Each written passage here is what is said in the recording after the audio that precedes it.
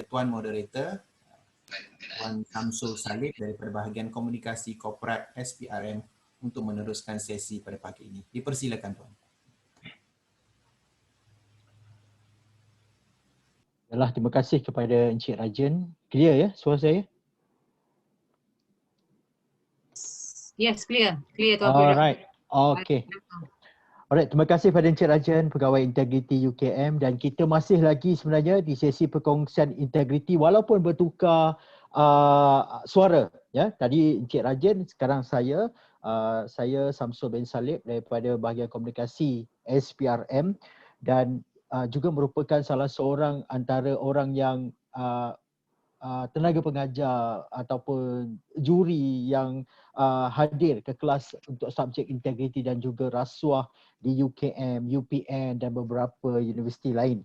Dan tentunya pada pagi ini tajuk yang dipaparkan di slide di depan hadapan anda semua adalah berkaitan dengan lintas sistemik tumbuk rusuk. Apa maksud lintas sistemik? Tumbuk rusuk tentulah ianya berkaitan dengan rasuah dan sebagainya.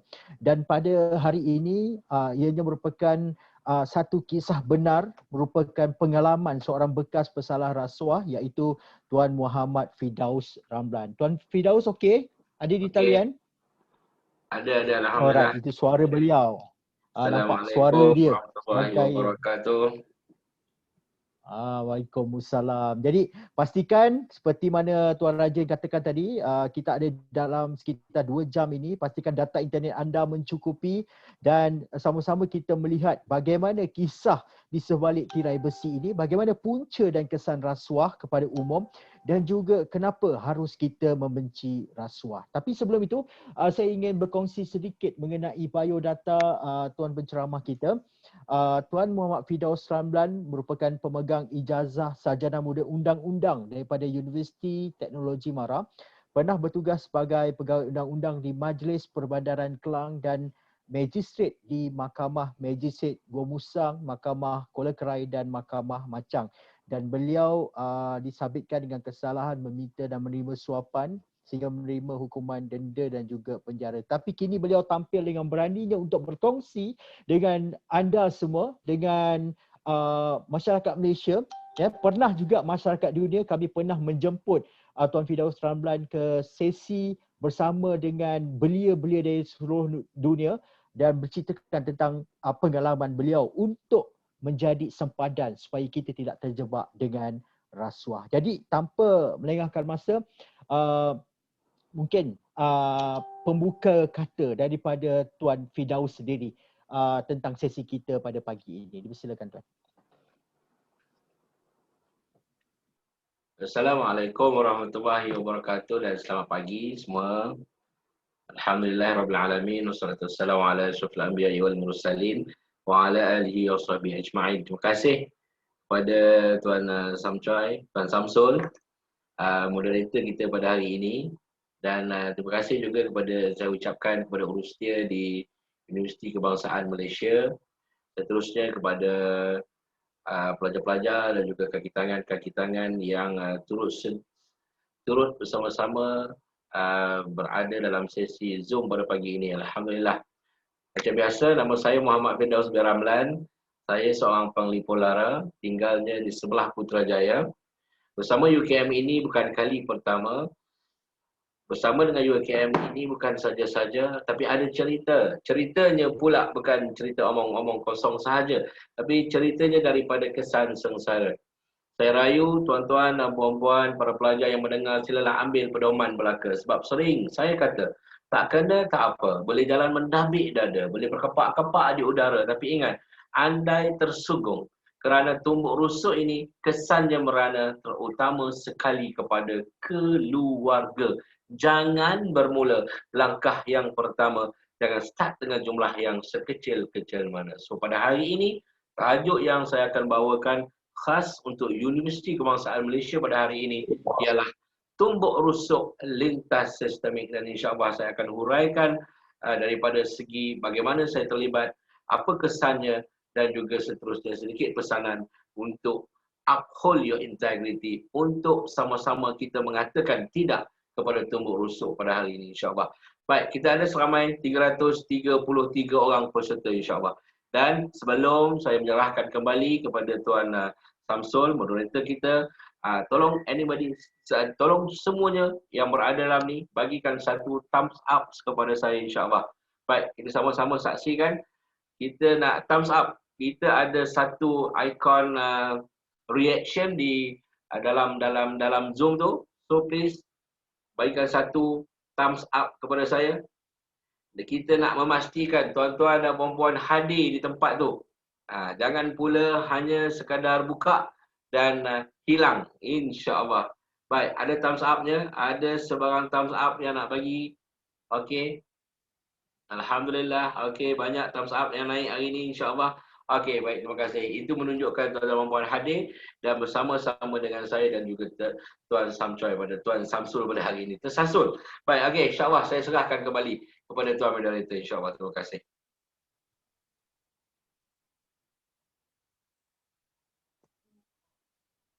Okey, terima kasih kepada Tuan FR.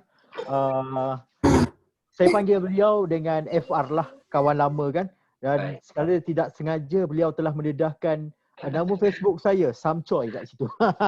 Alright, okey. So, Tuan, berkaitan dengan tajuk kita pada pagi ini iaitu lintas sistemik dan tumbuk rusuk. Mungkin Tuan boleh berkongsikan dengan sistemik itu, tumbuk rusuk. Saya ada Google jugalah, tapi mungkin lebih penjelasan Tuan sendiri memberitahu kepada umum. Okey, baik. Okey, terima kasih Tuan Samsul dan ataupun AKA Tuan Samcoy ataupun nak lebih mesra Tuan Choi je lah. Tuan Choi ataupun nak lebih lekat ya kita panggil Abang Love insya-Allah. Ayo. Okey. Baik, okey insya-Allah. Baik, saya ada baca berkenaan dengan sebuah buku yang ditulis sekejap saya akan playkan slide saya insya-Allah. Baik, sebuah buku yang ditulis oleh almarhum Profesor Syed Hussein Alatas. Dalam buku yang bertajuk Rasuah, Sifat, Sebab dan Fungsi. Baik. Diklasifikasikan rasuah ini sebagai suatu jenayah yang bersifat lintas sistemik. Jadi apakah maksud lintas sistemik itu? Seperti mana yang saya paparkan pada slide pada hari ini insya-Allah, dikatakan bahawasanya rasuah ini melekat pada semua sistem sosial. Sama ada feudalisme, kapitalisme, komunisme ataupun sosialisme. 4 sistem itu ada perlakuan jenayah rasuah. Dan juga rasuah ini dikatakan sebagai lintas sistemik kerana ia mempengaruhi semua kelas masyarakat, semua organisasi negara, kerajaan atau republik. Semua keadaan, sama ada dalam keadaan perang maupun keadaan damai, sama ada dalam keadaan dunia bebas daripada pandemik dan sama ada dunia ketika ini sedang mengalami pandemik, ketika ini juga rancak dilaporkan di media-media sosial dan juga media-media tulis, media-media cetak berkenaan dengan tangkapan-tangkapan yang berkaitan dengan rasuah seperti mana ini saya ambil juga daripada FB Penmas HQ dengan izin Tuan Samsul, Tuan Moderator kita, dilaporkan ini yang latest pada bulan November 2020, maknanya seorang profesor jual nombor, polis, seorang guru dan pelbagai. Ini nak menunjukkan bahawasanya walaupun dalam keadaan yang bebas pandemik, berlaku unsur-unsur, berlaku jenayah tumbuk rusuk, dan walaupun juga dalam keadaan pandemik ini masih lagi juga berlaku jenayah tumbuk rusuk ini. Inilah salah satu yang dikatakan bahawa lintas sistemik. Rasuah itu merupakan suatu jenayah yang lintas sistemik. Dan juga rasuah ini dikatakan sebagai lintas sistemik kerana ia juga menyerang semua kelompok usia sama ada muda dan juga tua. Tuan-tuan dan puan-puan yang saya hormati sekalian, para pendengar yang hadir pada hari ini, penonton 342 orang dalam Zoom, sesi Zoom pada hari ini, hati-hati, rasuah ini boleh menyerang semua kelompok usia sama ada muda dan tua dan semua jenis jantina. Jangan ingat bahawasanya hanya lelaki sahaja yang boleh diserang dengan wabak rasuah ini, tetapi walau bagaimanapun rasuah ini juga boleh menyerang kaum-kaum wanita, kaum-kaum ibu, dan juga rasuah ini secara lintas sistemik. Ia berlaku di segala waktu, sama ada di zaman kuno, sama ada di zaman pertengahan dan juga pada zaman moden pada hari ini, insya-Allah tuan-puan. Saya nak memetik satu kejadian sebelum Masihi, di mana sebuah tamadun ketika itu, iaitu tamadun Romawi. Kalau kita katakan bahawa rasuah pada zaman moden ini berada pada satu tahap yang kronik, saya nak bawakan satu kisah di mana pada tamadun Yunani berlakunya jenayah rasuah ini pada tahap untuk menentukan cara hukuman untuk dibunuh. Apabila seseorang pesalah itu dijatuhkan dengan hukuman bunuh, iaitu atau hukuman mati, baik, penguasa telah berjumpa dengan keluarga dan meminta rasuah untuk menentukan cara bagaimana mati. Adakah dihiris dengan perlahan-lahan atau adakah dihiris dengan sekali hiris, dan adakah juga digantung dan pelbagai bentuk lagi. Tinggi nilai rasuah itu, maka mudahlah cara untuk menyebabkan kematian tersebut. Dan bukan sahaja sekadar itu, jenayah rasuah juga turut melibatkan bagaimana coraknya mayat tersebut hendak dilupuskan. Sama ada diserahkan kepada keluarga atau diberikan makan kepada anjing.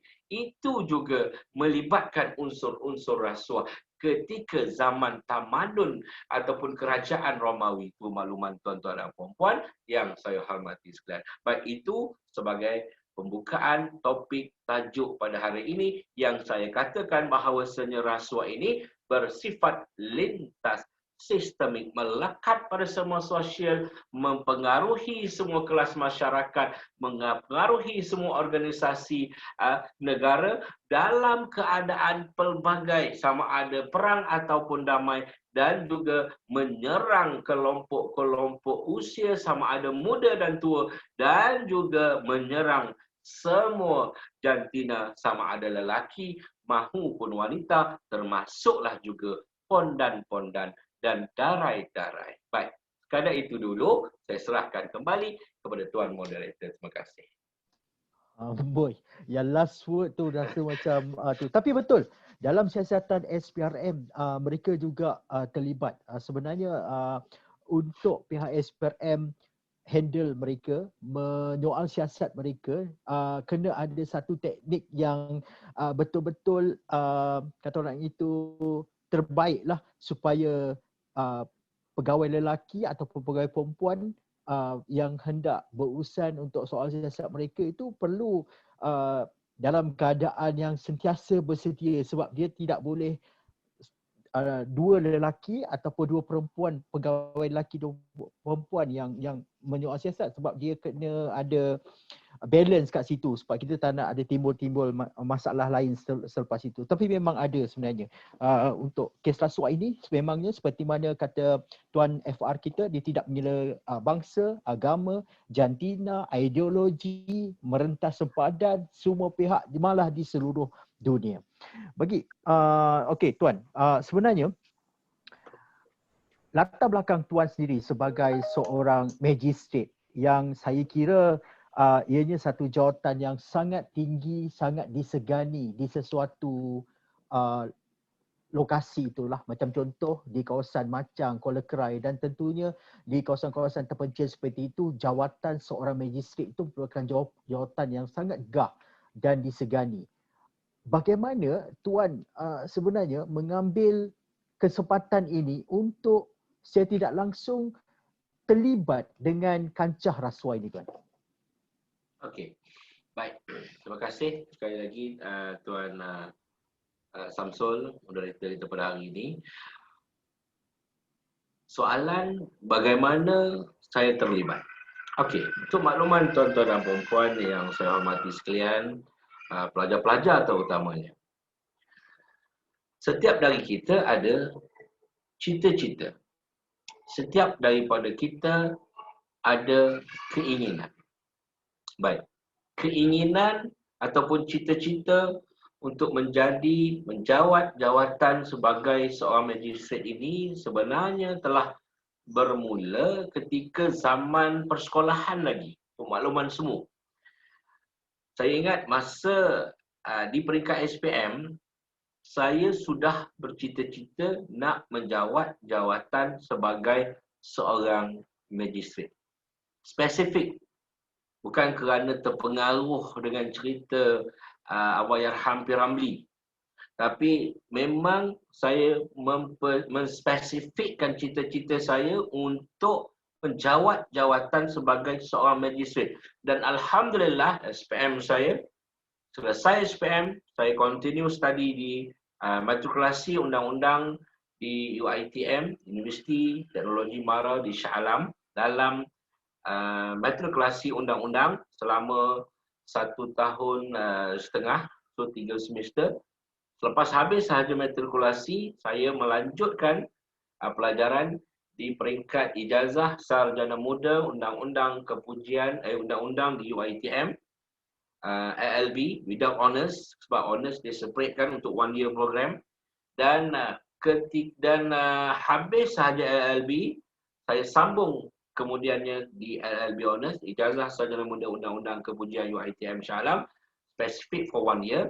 Dan tahun akhir ada satu subjek iaitu magisterial skill, di mana pelajar-pelajar dalam kelas tersebut, dalam kelas magisterial skill akan diajar bagaimana cara untuk merekod nota keterangan ketika di dalam mahkamah.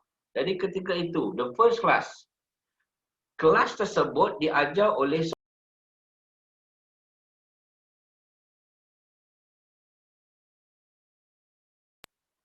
ada unmute? Okey.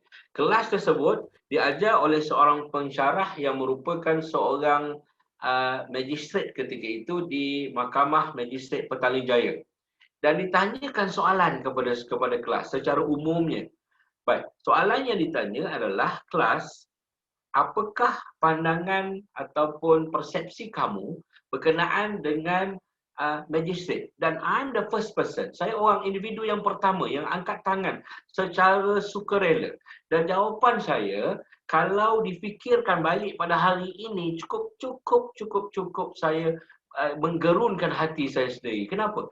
Baik, apabila dia tanya, apakah pandangan kamu berkenaan dengan magistrate? Dan saya jawab tak lain tak bukan, bagi saya, magistrate adalah orang yang mempunyai kuasa. Tuan-tuan dan puan-puan, ini kesilapan saya yang saya yakin dan saya sesungguhnya percaya bahawa apabila saya meletakkan jawatan saya yang saya nak gapai, yang saya nak pegang, yang saya nak jawat pada suatu hari nanti, saya nakkan kuasa.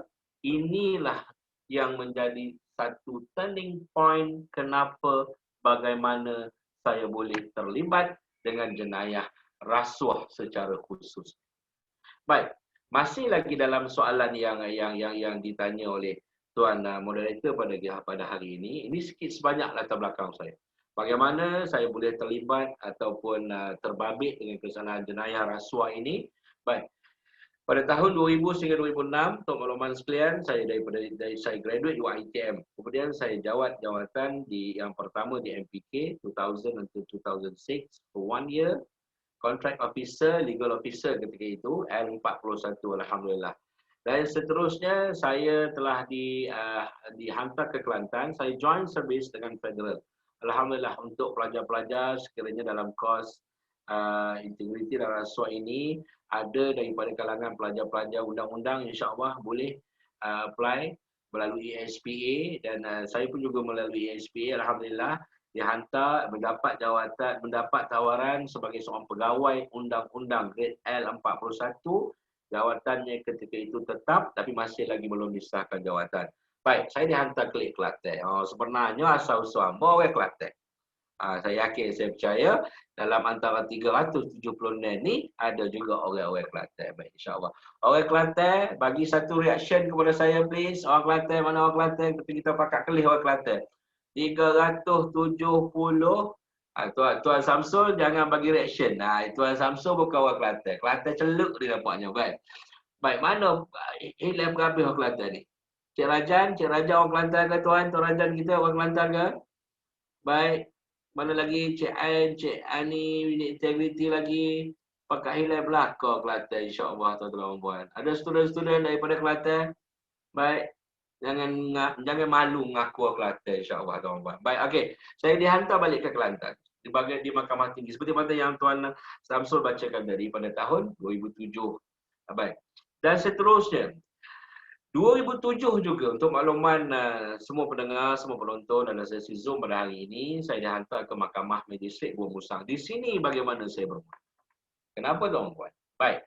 Untuk makluman tuan-tuan dan puan yang saya hormati sekalian. 2007 apabila jawat jawatan sebagai seorang magistrate at the age of 26 years old, 26 tahun.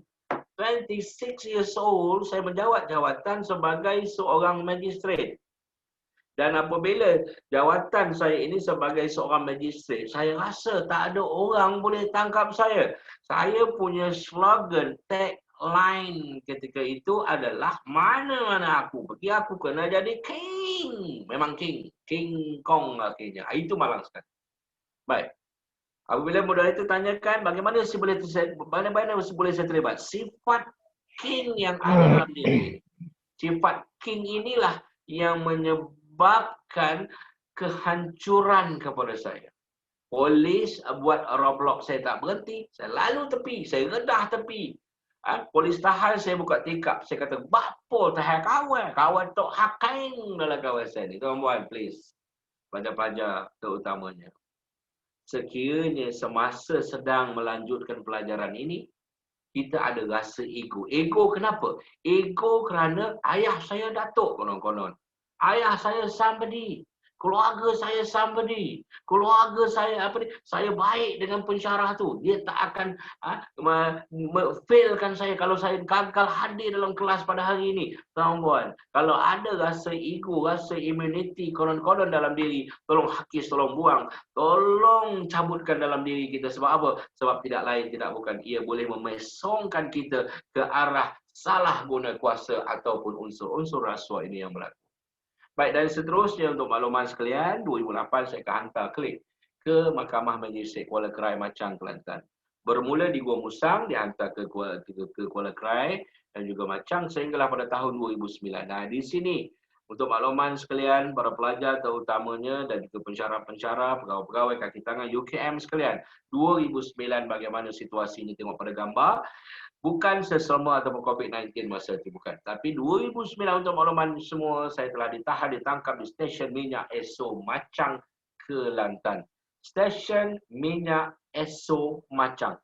So after this, kalau nak buat projek, jangan buat di stesen minyak Esso. Bukan nak mengajar, tapi perli sebenarnya. Baik, saya ditangkap. Alhamdulillah at the age of 28 years old, 28 tahun untuk makluman sekalian. 28 tahun saya ditangkap oleh pihak SPRM, oleh rakan-rakan Tuan Samsul kita. Alhamdulillah. Baik, seterusnya dituduh di Mahkamah Session Kota Baru Kelantan dengan 2 pertuduhan. Untuk makluman sekalian, dituduh dengan 2 pertuduhan. Tuduh 2 pertuduhan ini, kesalahannya Section 16(A) dan juga Section 17(A) Akta SPRM tahun 2009, kesalahannya meminta dan juga menerima. Saya minta untuk makluman sekalian, sebanyak RM5,000 duit rasuah dan juga saya telah menerima duit rasuah itu secara tunai dalam jumlah RM3,000 sahaja. Baik, saya dituduh pada 2010 dan seterusnya dibicarakan sehinggalah pada 13/10/2010 Hakim Mahkamah Session Puan Sabariah telah menjatuhkan hukuman kepada saya 3 tahun hukuman penjara setiap satu pertuduhan dan seterusnya diarahkan hukuman penjara saya berjalan secara serentak. 3 dimasukkan ke dalam 3, jadi hanya 3 tahun, denda RM40,000. Baik, Tuan-tuan dan puan-puan yang saya hormati sekalian, para pelajar-pelajar terutamanya dalam kelas Tuan Samsul pada hari ini. Baik, jawab soalan saya terlebih dahulu pada ruangan chat saya nak tengok. Baik, berapa kali ganda hukuman denda bagi kesalahan rasuah dan berapa tahun maksima hukuman penjara? Please, pelajar-pelajar, tuan-tuan dan puan-puan, mana jawapannya? Pelajar-pelajar terutamanya, please, tolong jawab soalan saya. Berapa kali ganda hukuman denda bagi kesalahan rasuah dan berapa maksima hukuman penjara? Please, ada jawapan? Baik. Please, ada jawapan? Assalamualaikum. Waalaikumsalam. Yang saya tahu 5 kali ganda, 5 maksimum 20 tahun 20 tahun, kuarantin ke apa? penjara. 20 tahun penjara. Bukan kuarantin, tuan-tuan dan puan. Baik. Okey, insya-Allah. Terima kasih kepada yang jawab tadi. Encik apa ni? Tuan Alauddin Rafiq. Baik, insya-Allah. Okey, A+ insya-Allah, tuan-tuan dan puan. Okey. Baik. Tuan-tuan dan puan, 5 kali ganda nilai suapan atau 10,000 yang mana lagi tinggi dan wajib penjara 20 years maximum imprisonment atau wajib atau sebat rotan bukan wajib atau sebat rotan. Jadi rotan tidak diwajibkan. Yang wajib hanya penjara 20 tahun maksima, denda 5 kali ganda nilai suapan atau 10,000 yang mana lagi tinggi. Alhamdulillah, daripada 20 tahun hukuman penjara, saya telah dipenjarakan selama 3 tahun bagi setiap pertuduhan, maknanya 6 years for the 6 years, tapi hukuman saya diarahkan run concurrent. Bukan consecutive. Kalau consecutive, dia jadi separate. Kalau concurrent, dia jadi sekali kan berserentak, insya-Allah. Tuan-tuan dan puan, saya nak, okey baik. Saya ditahan 2009. 2010, saya telah dituduh. 2010 juga saya telah dijatuhkan hukuman. So to date 2009 or 2010. Baik, anybody jawab kepada saya. Bilakah sebenarnya hukuman saya bermula? Please, siapa-siapa boleh jawab kepada saya? Tuan-puan pada ruangan chat kalau boleh. Kalau ada dalam ruangan chat, berapa kali gandakah hukuman denda bagi kesalahan bilakah hukuman terhadap saya bermula? 2009 atau 2010? 2009 saya ditahan, 2010 tarikh dijatuhkan hukuman. So when actually bilakah hukuman bermula? 2009 atau 2010? Siapa boleh jawab? 2009. 2010. Alhamdulillah. 2009. 2010 bomba. Alhamdulillah jawapannya. Rasa 2010. Rasa 2010. 2009 ada. Alhamdulillah, terima kasih. 2009, okey, ada yang jawab 2009, ada yang jawab 2010. Baik, both answer tu betul. Pada yang tak jawab, jangan confuse, jangan jadi sajat, insya-Allah. Jangan jadi sajat di sini. Please make your stand. Kalau tengok ada, katakan ada, jangan menafikan. Okey, to date 2009 atau 2010, betul, correctly, tepat sekali. Tapi yang lebih spesifik yang saya nak kongsi di sini tuan-puan, hukuman started from the date of arrested. Ingat, percaya dengan saya bahawasanya hukuman bukan semata-mata hukuman di mahkamah, tapi hukuman dalam bentuk kehidupan. Apabila saya being arrested by MACC, ditahan, ditangkap, saya dihumban masuk ke dalam longkap. Dalam longkap, tuan-tuan dan puan, saya terpaksa berada bersama orang yang saya riman tak balik lagi. As a magistrate, saya ada kuasa untuk mendengar permohonan reman.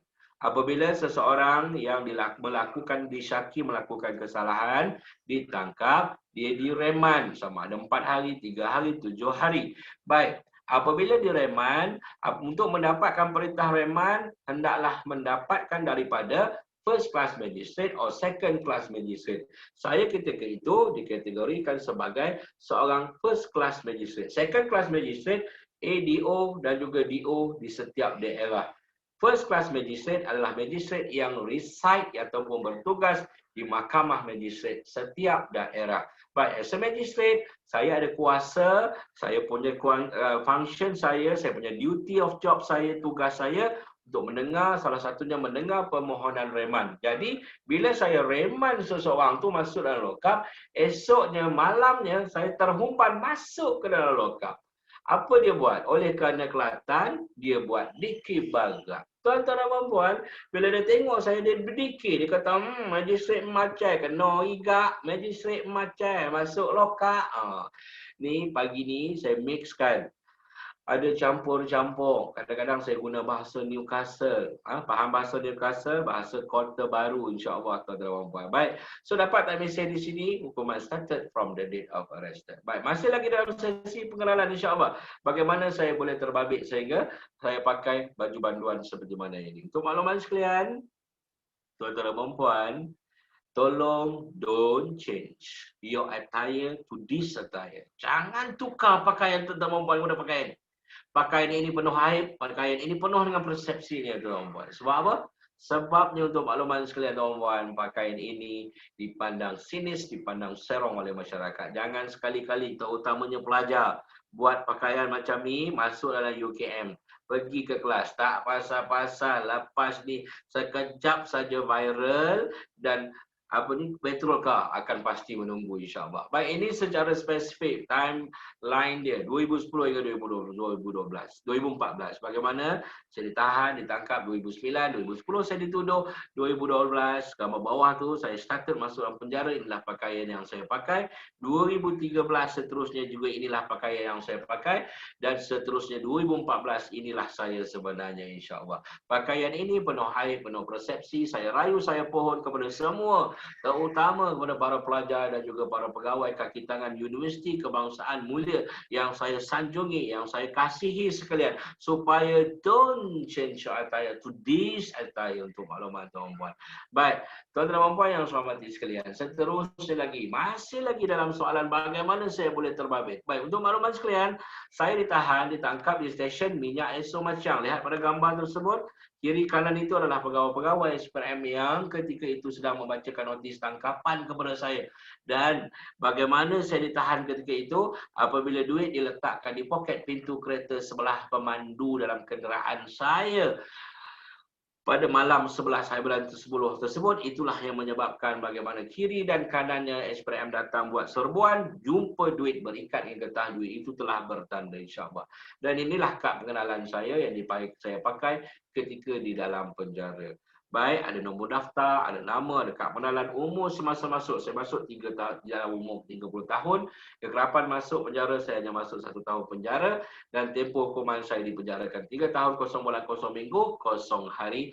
Tarikh mula hukuman 22 bulan 10, 2012. Baik, seterusnya lagi, untuk makluman tuan-tuan dan puan-puan, apa sebenarnya yang saya lakukan? Bagaimana saya boleh terbabit? Inilah pertuduhannya. Baik, inilah pertuduhannya untuk makluman tuan-puan sekalian. Saya dituduh dengan 2 pertuduhan 16 dan juga Seksyen 17-A Akta SPRM tahun 2009. Kesalahannya tak lain dan tak bukan, saya dituduh 2 pertuduhan, iaitu saya sebagai dikatakan seorang ejen kepada kerajaan Malaysia telah secara rasuah meminta. Berapa saya minta? Saya minta RM5,000, itu pertuduhan yang pertama. Dan juga saya telah dikatakan menerima wang rasuah berjumlah RM3,000. Itulah pertuduhan yang kedua. Tadi, oleh kerana jawapan tadi, 5 kali ganda hukuman denda bagi kesalahan rasuah, hukumannya atas 20 tahun ada dan 20 tahun penjara. Baik, jadi saya didenda dengan jumlah denda RM40,000. Baik, okey.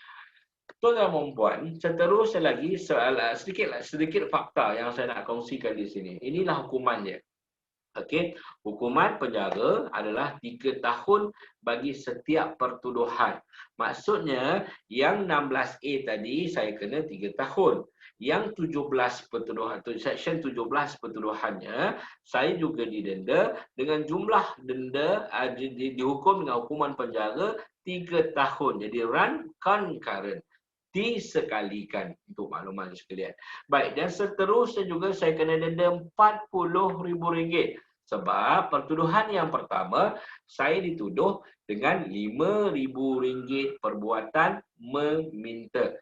Pertuduhan kedua, saya telah dituduh dengan pertuduhan menerima atau memperoleh RM3,000. Jadi 5 darab 5, RM25.000. Bandingkan dengan 10.000, 25 lagi tinggi. So, ambillah jumlah RM25.000.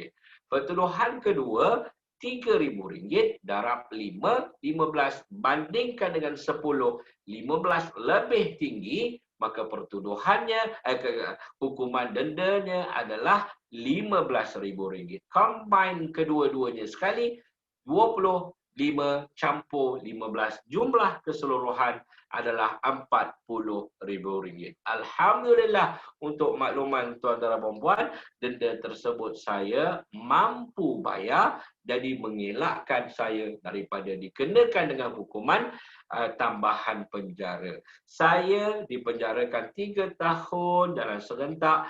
Okey, 3 tahun, untuk makluman sekalian, jangan bimbang, jangan takut, jangan khawatir. Bukan saya nak mengajak pendengar dalam sesi Zoom pada hari ini untuk sama-sama kita berjemaah masuk ke dalam penjara. Bukan. Tapi saya nak kongsi di sini. Dalam 3 tahun, dia minus another 1 tahun. 1 year minus.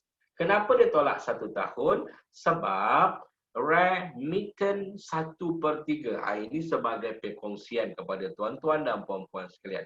Remittance 1/3. Maksudnya simple calculation matematik.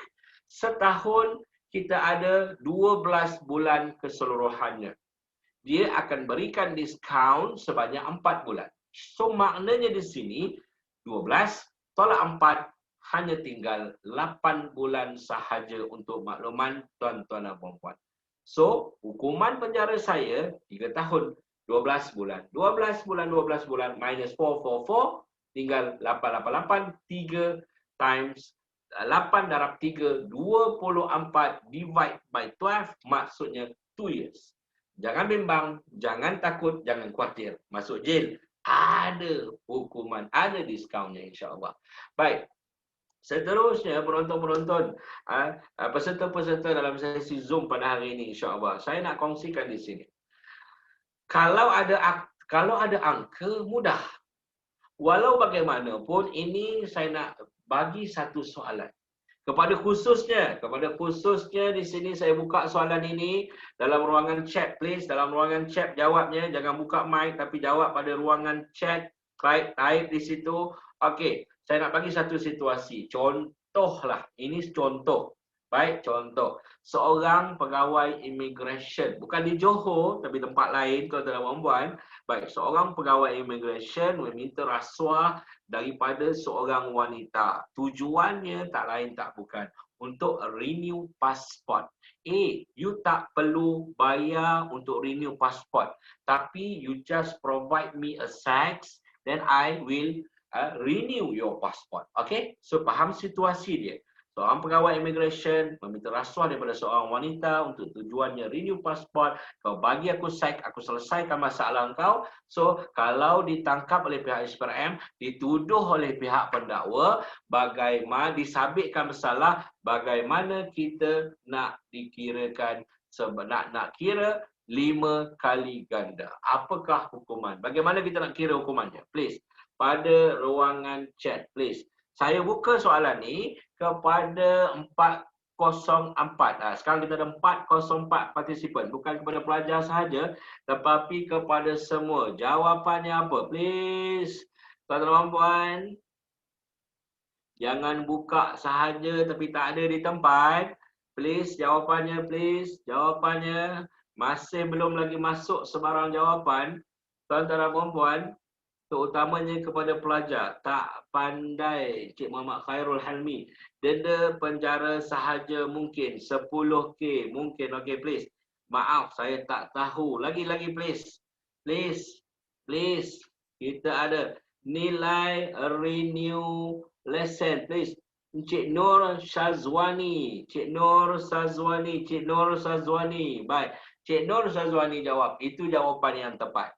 Baik, denda ikut berapa upah seks yang biasa. Tu Khairul Encik Khairul to everyone. Cik Khairul, macam mana kita nak tahu upah site yang biasa ya? Lain macam jawapan kau ni. Okey, baik. Lemda 5 kali ganda, denda penjara. Baik, tadi saya dah kata tadi, Puan Cik Nur Syazwani jawab soalan saya secara akademik. Baik, kemampuan KBITE-nya, kemahiran berfikir aras tingginya cukup tinggi. Jawapannya, ikutlah harga renew pasport tu. Renew pasport kalau harganya 200, denda dia berapa? 200 darab 5, bukan 1000, tapi 10,000 ringgit. So, Bapak tak mesej dia di sini. Please, tuan-tuan dan puan-puan. Ini soalan KBITE, soalan akademik. Jawab akademik, insya-Allah. Baik. Okey. Baik, tuan-tuan dan puan-puan. Baik, Cik Khairul Elmi faham? Okey, baik. Oh, okey, faham. Baik, insya-Allah. Okey, tuan-tuan dan puan-puan.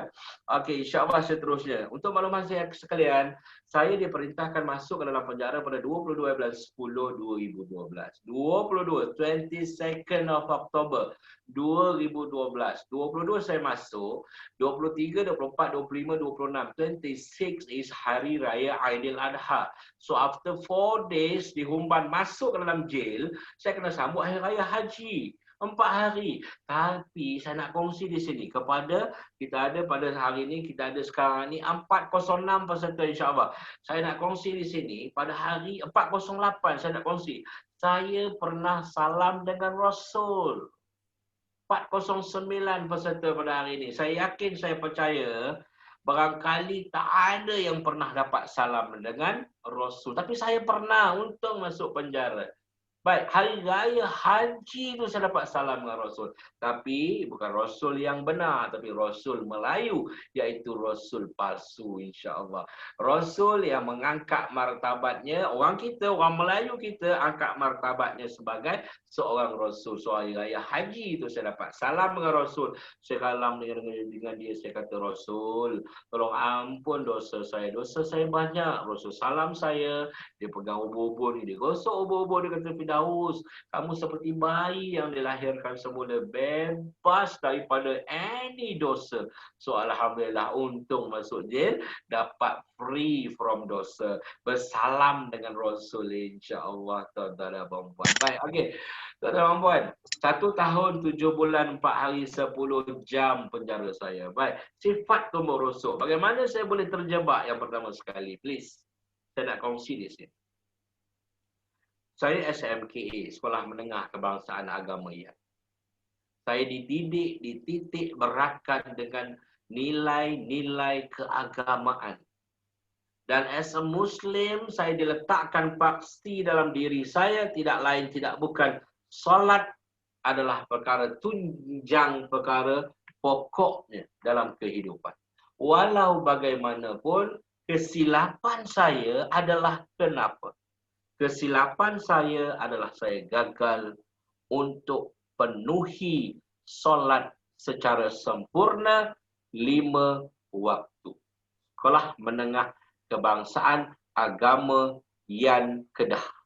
Kalau ada pun alumni dalam ni, saya yakin, saya percaya dia tak mengaku. Baik, tuan-tuan dan puan-puan, terutamanya kepada para pelajar yang Muslim yang saya nak merayu pada hari ini, supaya sebagai golongan muda saya merayu kepada tuan-tuan dan puan-puan pelajar yang saya kasihi. Tolonglah, korang jangan alpa, jangan lalai berkenaan dengan perintah paling agung ini, iaitu perintah solat. Dan juga kepada seluruh para pegawai kaki tangan Universiti Kebangsaan Malaysia yang saya kagumi, yang saya kasihi sekalian, juga saya ambil kesempatan ini, tolong pelihara solat 5 waktu secara sempurna. Saya bercakap bukan sekadar kepada tuan-tuan dan puan-puan, tapi saya juga mengingatkan diri saya yang lemah ini. Inilah punca kenapa boleh berlakunya tumbuk rusuk. Dan ingat, tumbuk rusuk ini boleh berlaku secara lintas sistemik sekiranya tidak dipelihara solat 5 waktu secara sempurna.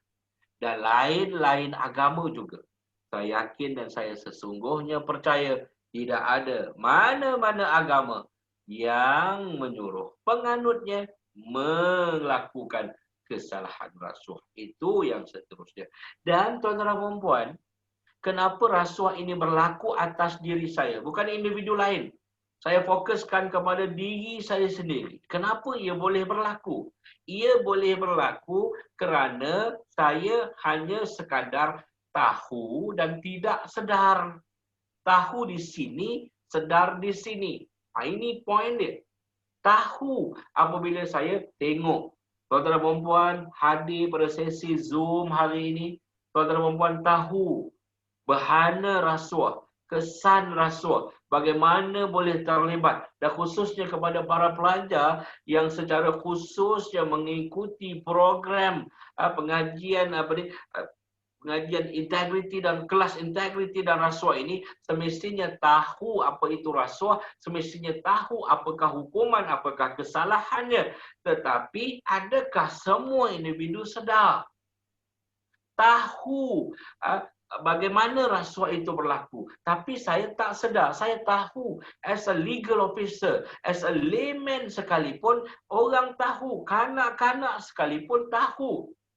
Tengok saja Upin Ipin berkenaan dengan cerita rasuah, anti rasuah, tahu kesalahan rasuah tapi tak sedar. Ini punca.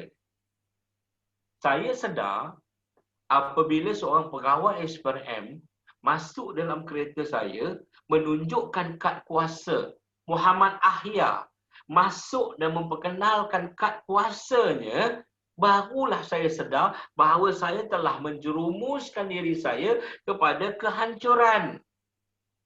Tuan-tuan dan puan, seminggu sebelum saya ditahan, being arrested, seminggu sebelum saya ditangkap, saya riman satu kes sebenarnya.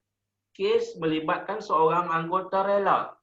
Rela ini ditangkap di stesen minyak Esso Jeli, Kelantan. Sebab tu saya kata jangan buat projek di stesen minyak Esso.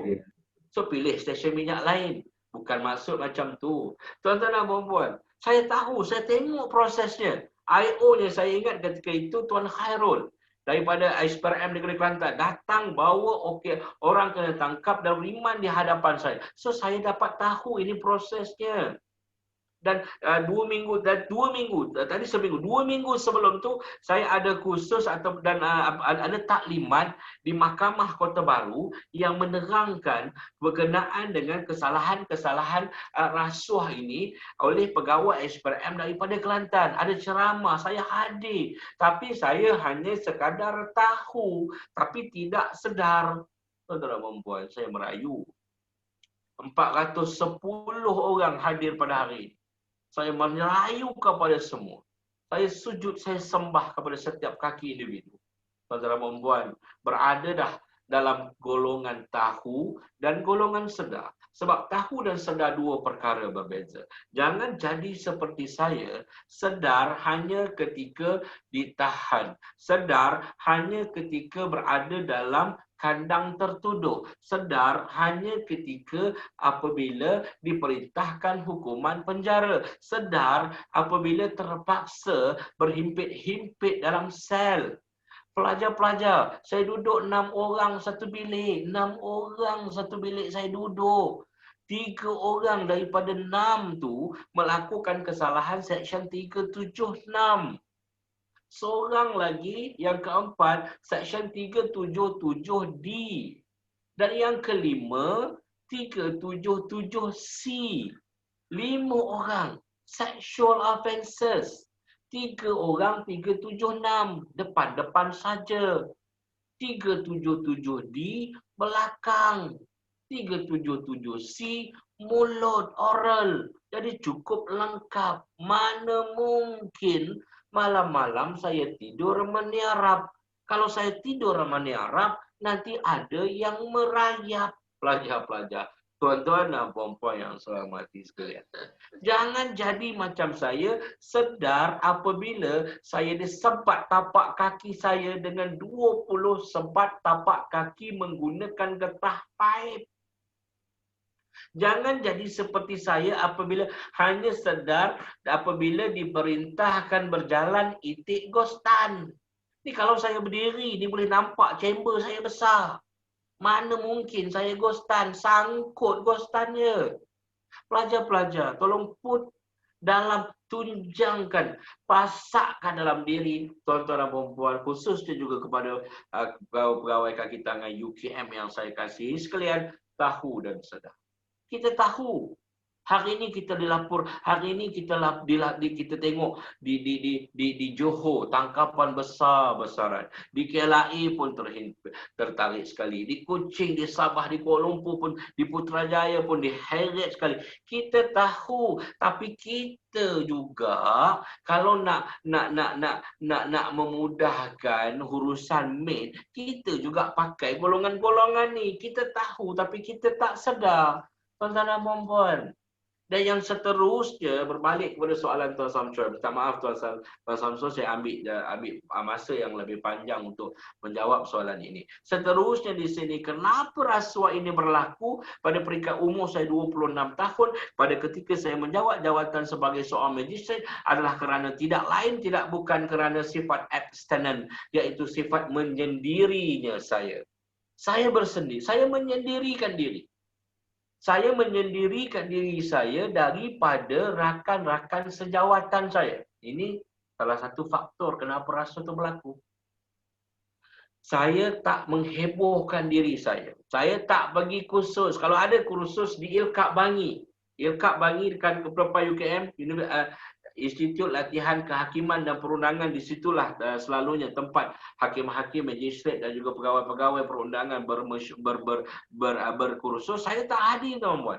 Boleh dikira dengan jari berapa kali saya hadir. Sedangkan orang lain hadir ke situ, berlumba-lumba ke situ untuk mendapatkan ilmu. Saya tak. Sebabnya saya takut untuk berhadapan, saya tak mahu berhadapan dengan rakan-rakan sejawat, dengan bosses-bosses, kerana saya takut perbuatan rasuah saya ini terbongkar.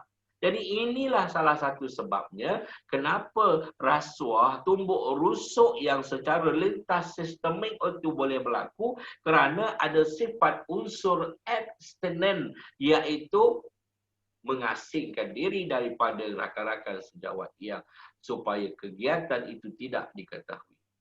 Dan yang seterusnya juga bersesuaian kepada para pelajar, saya nak merayu di sini, kenapa rasuah itu boleh berlaku, tumbuk rusuk itu boleh berlaku, tidak lain, tidak bukan kerana saya telah gagal untuk merancang perbelanjaan. Please, kepada para pelajar terutamanya, apabila you graduate, you akan keluar, you akan bekerja. Dan selepas you bekerja, for sure, you akan dapat terima imbuhan dalam bentuk gaji. So, rancangkan perbelanjaan you tu dengan betul. Dan tuan-tuan dan puan-puan warga pegawai UKM, Universiti Kebangsaan Malaysia juga, yang hadir pada hari ini, juga saya merayu, tolong rancang perbelanjaan dengan teliti, kerana kegagalan untuk merancang perbelanjaanlah boleh menjadi punca kepada berlakunya tumbuk rusuk secara lintas sistemik. As a new officer ketika itu, sebagai seorang pegawai undang-undang yang baru, grade L41, jadi saya menerima gaji. Walau bagaimanapun, untuk makluman sekalian, saya tamak, dalam diri saya hanya nampak RM. Dalam diri saya, dalam kepala saya hanya nampak ringgit Malaysia. Ding dong, ding dong, ding dong, RM. Itu yang saya nampak. Jadi apa saya buat? Saya dapat slip gaji. 3 bulan pertama sebagai pegawai kerajaan, saya dapat slip gaji. Saya dapat slip gaji. Dan slip gaji 3 bulan tu saya damkan kepada M-Bank. Saya apply untuk loan berjumlah RM40,000. Dan loan for 40,000 itu saya tak gunakan, saya damkan semua dalam skim Cepat Kaya. Dan untuk makluman tuan-tuan dan puan, apabila gagal, apabila masuk bulan kedua, dia telefon saya. Moderator tu telefon saya. Dia kata, tuan sekarang dapat 80. You nak dam semua atau you nak ambil separuh, damkan separuh. Saya kata dam semua. Untuk dapatkan another 2 months, saya akan dapat 160K. tapi malang sekali. Masuk bulan yang keempat, 0K saya dapat. Lubang hidung pun saya tak dapat jumpa. Tuan-tuan dan puan-puan, kerana gagal rancang perbelanjaan. Oleh kenapa? Saya dah buat loan. Loan saya dipotong secara automatik daripada gaji. Daripada gaji yang saya terima bulan-bulan telah potong secara automatik loan saya. Dan saya oleh kerana loan tu dah hilang macam tu, kerana sebab saya dam dalam skim cepat kaya, dan ketika itu pula saya ada ruang, peluang dan kuasa. Ruang, peluang dan kuasa sebagai seorang magistrate, maka saya manipulate ruang, peluang dan kuasa itu untuk memenuhi kantung peribadi. Maknanya saya gunakan kuasa yang saya ada, saya manipulate untuk ambil rasuah dan yang seterusnya untuk tutup lubang yang saya telah gali dan gagal ditutup, iaitu loan yang saya lakukan. Rancang perbelanjaan dengan betul dan kena percaya, yakin dengan saya bahawasanya tuan-tuan dan puan, rasuah tumbuk rusuk ini berlaku bukan kerana ketidakcukupan gaji. Tuan-tuan, jangan ingat rasuah itu berlaku kerana gaji kecil. No. Rasuah itu berlaku kerana you fail untuk rancang perbelanjaan. Di sini keywords dia. Kalau gaji kecil sekalipun, tapi kita pandai merancang, insya-Allah kita dapat menghindar daripada rasuah. Tapi kalau gaji sebagai seorang contoh PM sekalipun, tapi gagal untuk rancang perbelanjaan, maka 2.6 boleh masuk ke dalam akaun. Tuan-tuan dan puan, ini contoh. Jangan salah artikan insya-Allah. Tuan-tuan dan puan yang saya hormati sekalian, seterusnya bagaimana rasuah ini boleh berlaku? Rasuah ini boleh berlaku kerana apa? Diri saya, kerana saya tegaskan berekosistem. Dia ada ekosistem. Dia ada support group dia. Hati-hati. Pelajar-pelajar. Kemudian nanti akan masuk dalam dunia sektor pekerjaan. You akan masuk dalam sektor korporat. You akan masuk dalam sektor-sektor kerajaan. Hati-hati. This system is there. Sistem ini sentiasa ada. Jangan suburkan sistem ini. Separatekan diri you daripada sistem ini. Baik. You jangan sekali-kali pula cuba untuk mengubah sistem itu. Sebab takut-takut barangkali kita bahasa nak mengubah, tapi akhirnya kita yang diubah oleh sistem. Tuan-tuan dan puan, saya katakan di sini rasuah itu berekosistem. Kerana apa? Kerana rasuah tidak boleh, kerana tumbuk rusuk tidak boleh dilakukan secara alone, secara berseorangan. Rasuah, tumbuk rusuk, ada 7 jenis secara umum. Yang pertama, transactive corruption. Yang kedua, extortive corruption. Yang ketiga, defensive corruption. Yang keempat, investive corruption. Yang kelima, nepotistic corruption. Yang keenam, antigenic corruption. Ini sahaja yang berseorangan. Dan yang ketujuh, supportive corruptor. Supportive corruption. 7 jenis. Hanya yang keenam, antigenic, yang dilakukan secara berseorangan. Lain-lain ini dilakukan secara support group system. Untuk makluman sekalian, in my case, dalam kes saya, terlibatnya ramai. Bukan saya seorang. Tapi Alhamdulillah saya bersyukur, saya telah dituduh, dihadapkan mahkamah, dibicarakan, disabitkan bersalah, dan seterusnya dihukum dengan hukuman penjara. Dan yang seterusnya, kenapa rasuah ini boleh berlaku? Rasuah ini boleh berlaku kerana perangkap. Secara lintas sistemiknya, rasuah ini berlaku kerana perangkap. Kerana apa? Perangkap ini dikabarkan yang indah-indah. Hati-hati. Tuan-tuan dan puan, kita ambil satu contoh bayangan bulatan. Baik, masing-masing bayangkan bulat. Bulat. Cuba bayangkan, visualizekan bulat. Siapa yang visualizekan bulat? Kalau tak boleh visualizekan bulatan, tolong lukiskan bulatan. Baik. Di luar, on surface, perangkap, ini perangkap. On surface, pada bulatan tersebut, digambarkan yang indah-indah. digambarkan dengan kegemilangan. Contohnya digambarkan apa? Baik, digambarkan ada tak, ada 3 tak, digambarkan dengan tahta jawatan, digambarkan dengan harta RM ringgit Malaysia, digambarkan dengan wanita. Maaf ibu-ibu, bukan saya nak manipulatekan ibu-ibu dalam sesi ini, tapi ini hakikat, ini realiti. Kelemahan lelaki adalah pada wanita. Tuan-tuan dan puan-puan, baik, bulatan tersebut digambarkan dengan keindahan. Itulah perangkap. Tapi di dalamnya, baik, di dalamnya adalah kesengsaraan. Kita nampak baik, kita nampak duit, tapi dalam duit itu ada ketidakberkatan, ada boleh ditahan, kalau ditangkap boleh kalau tertangkap boleh dituduh, disabitkan bersalah dan dihukum dengan hukuman penjara. So berhati-hatilah dengan perangkap. Surface-nya cantik, surface-nya indah, tapi di dalamnya memburuk, di dalamnya parah. Please, itu punca-punca yang saya kongsikan pada hari ini dengan tuan-tuan dan puan-puan seterusnya. Take note, uphold your integrity, kasih cuci korupsi, tahu dan sedar. Jangan hanya sekadar tahu, tapi beradalah pada 2 golongan tersebut. Baik, saya serahkan kembali sementara waktu kepada Tuan Samsul atau Abang Love kita pada hari ini. Terima kasih. Silakan Tuan Samsul.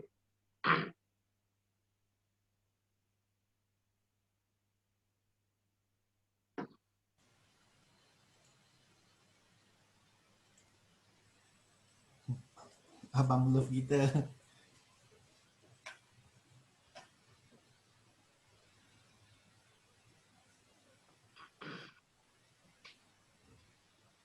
Okey. Cik Rajan okey, Cik Rajan? Okey. So peserta kita ni dah 415 ni. Okey.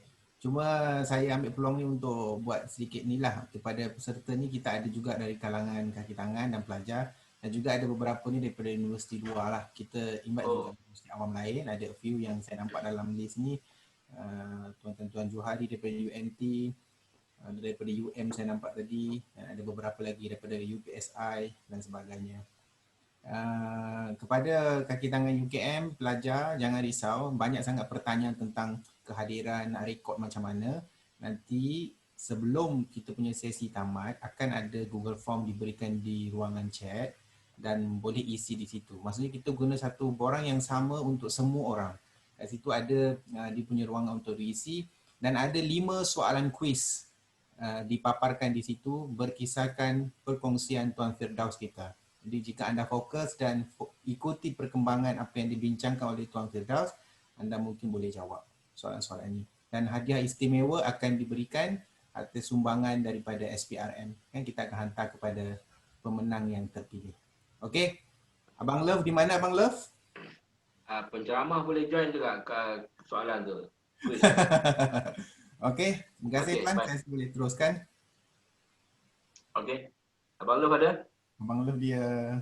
Okey, tak apa. Tuan-tuan insya-Allah. Baik, kita teruskan. Baik, seperti mana yang saya dapat agak, insya-Allah Tuan Moderator akan bertanya soalan yang seterusnya. Tadi dia tanya berkenaan dengan punca. Bagaimana at the age of 26 years old, bagaimana saya boleh terbabit, boleh terlibat dengan kesalahan jenayah rasuah ini. Baik, seterusnya saya yakin, saya percaya semestinya soalan berkenaan dengan kesan bagaimana saya boleh bagaimana, apakah yang terpaksa saya tanggung apabila disabitkan dengan kesalahan jenayah rasuah ini tuan-tuan. Baik, yang pertama sekali insya-Allah tuan-tuan, saya nak kongsi pada slide yang seterusnya, kesan tumbuk rusuk. Hati-hati seperti mana yang saya katakan tadi.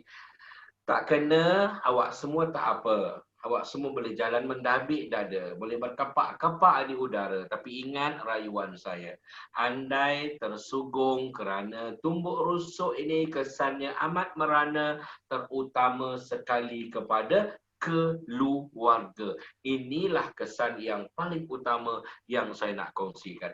Please, untuk makluman tuan-tuan dan puan-puan, sebelum saya nak masuk kepada kesan yang paling perit yang terpaksa saya tanggung, saya nak berkongsi kepada hadirin yang saya hormati, yang saya kasihi sekalian.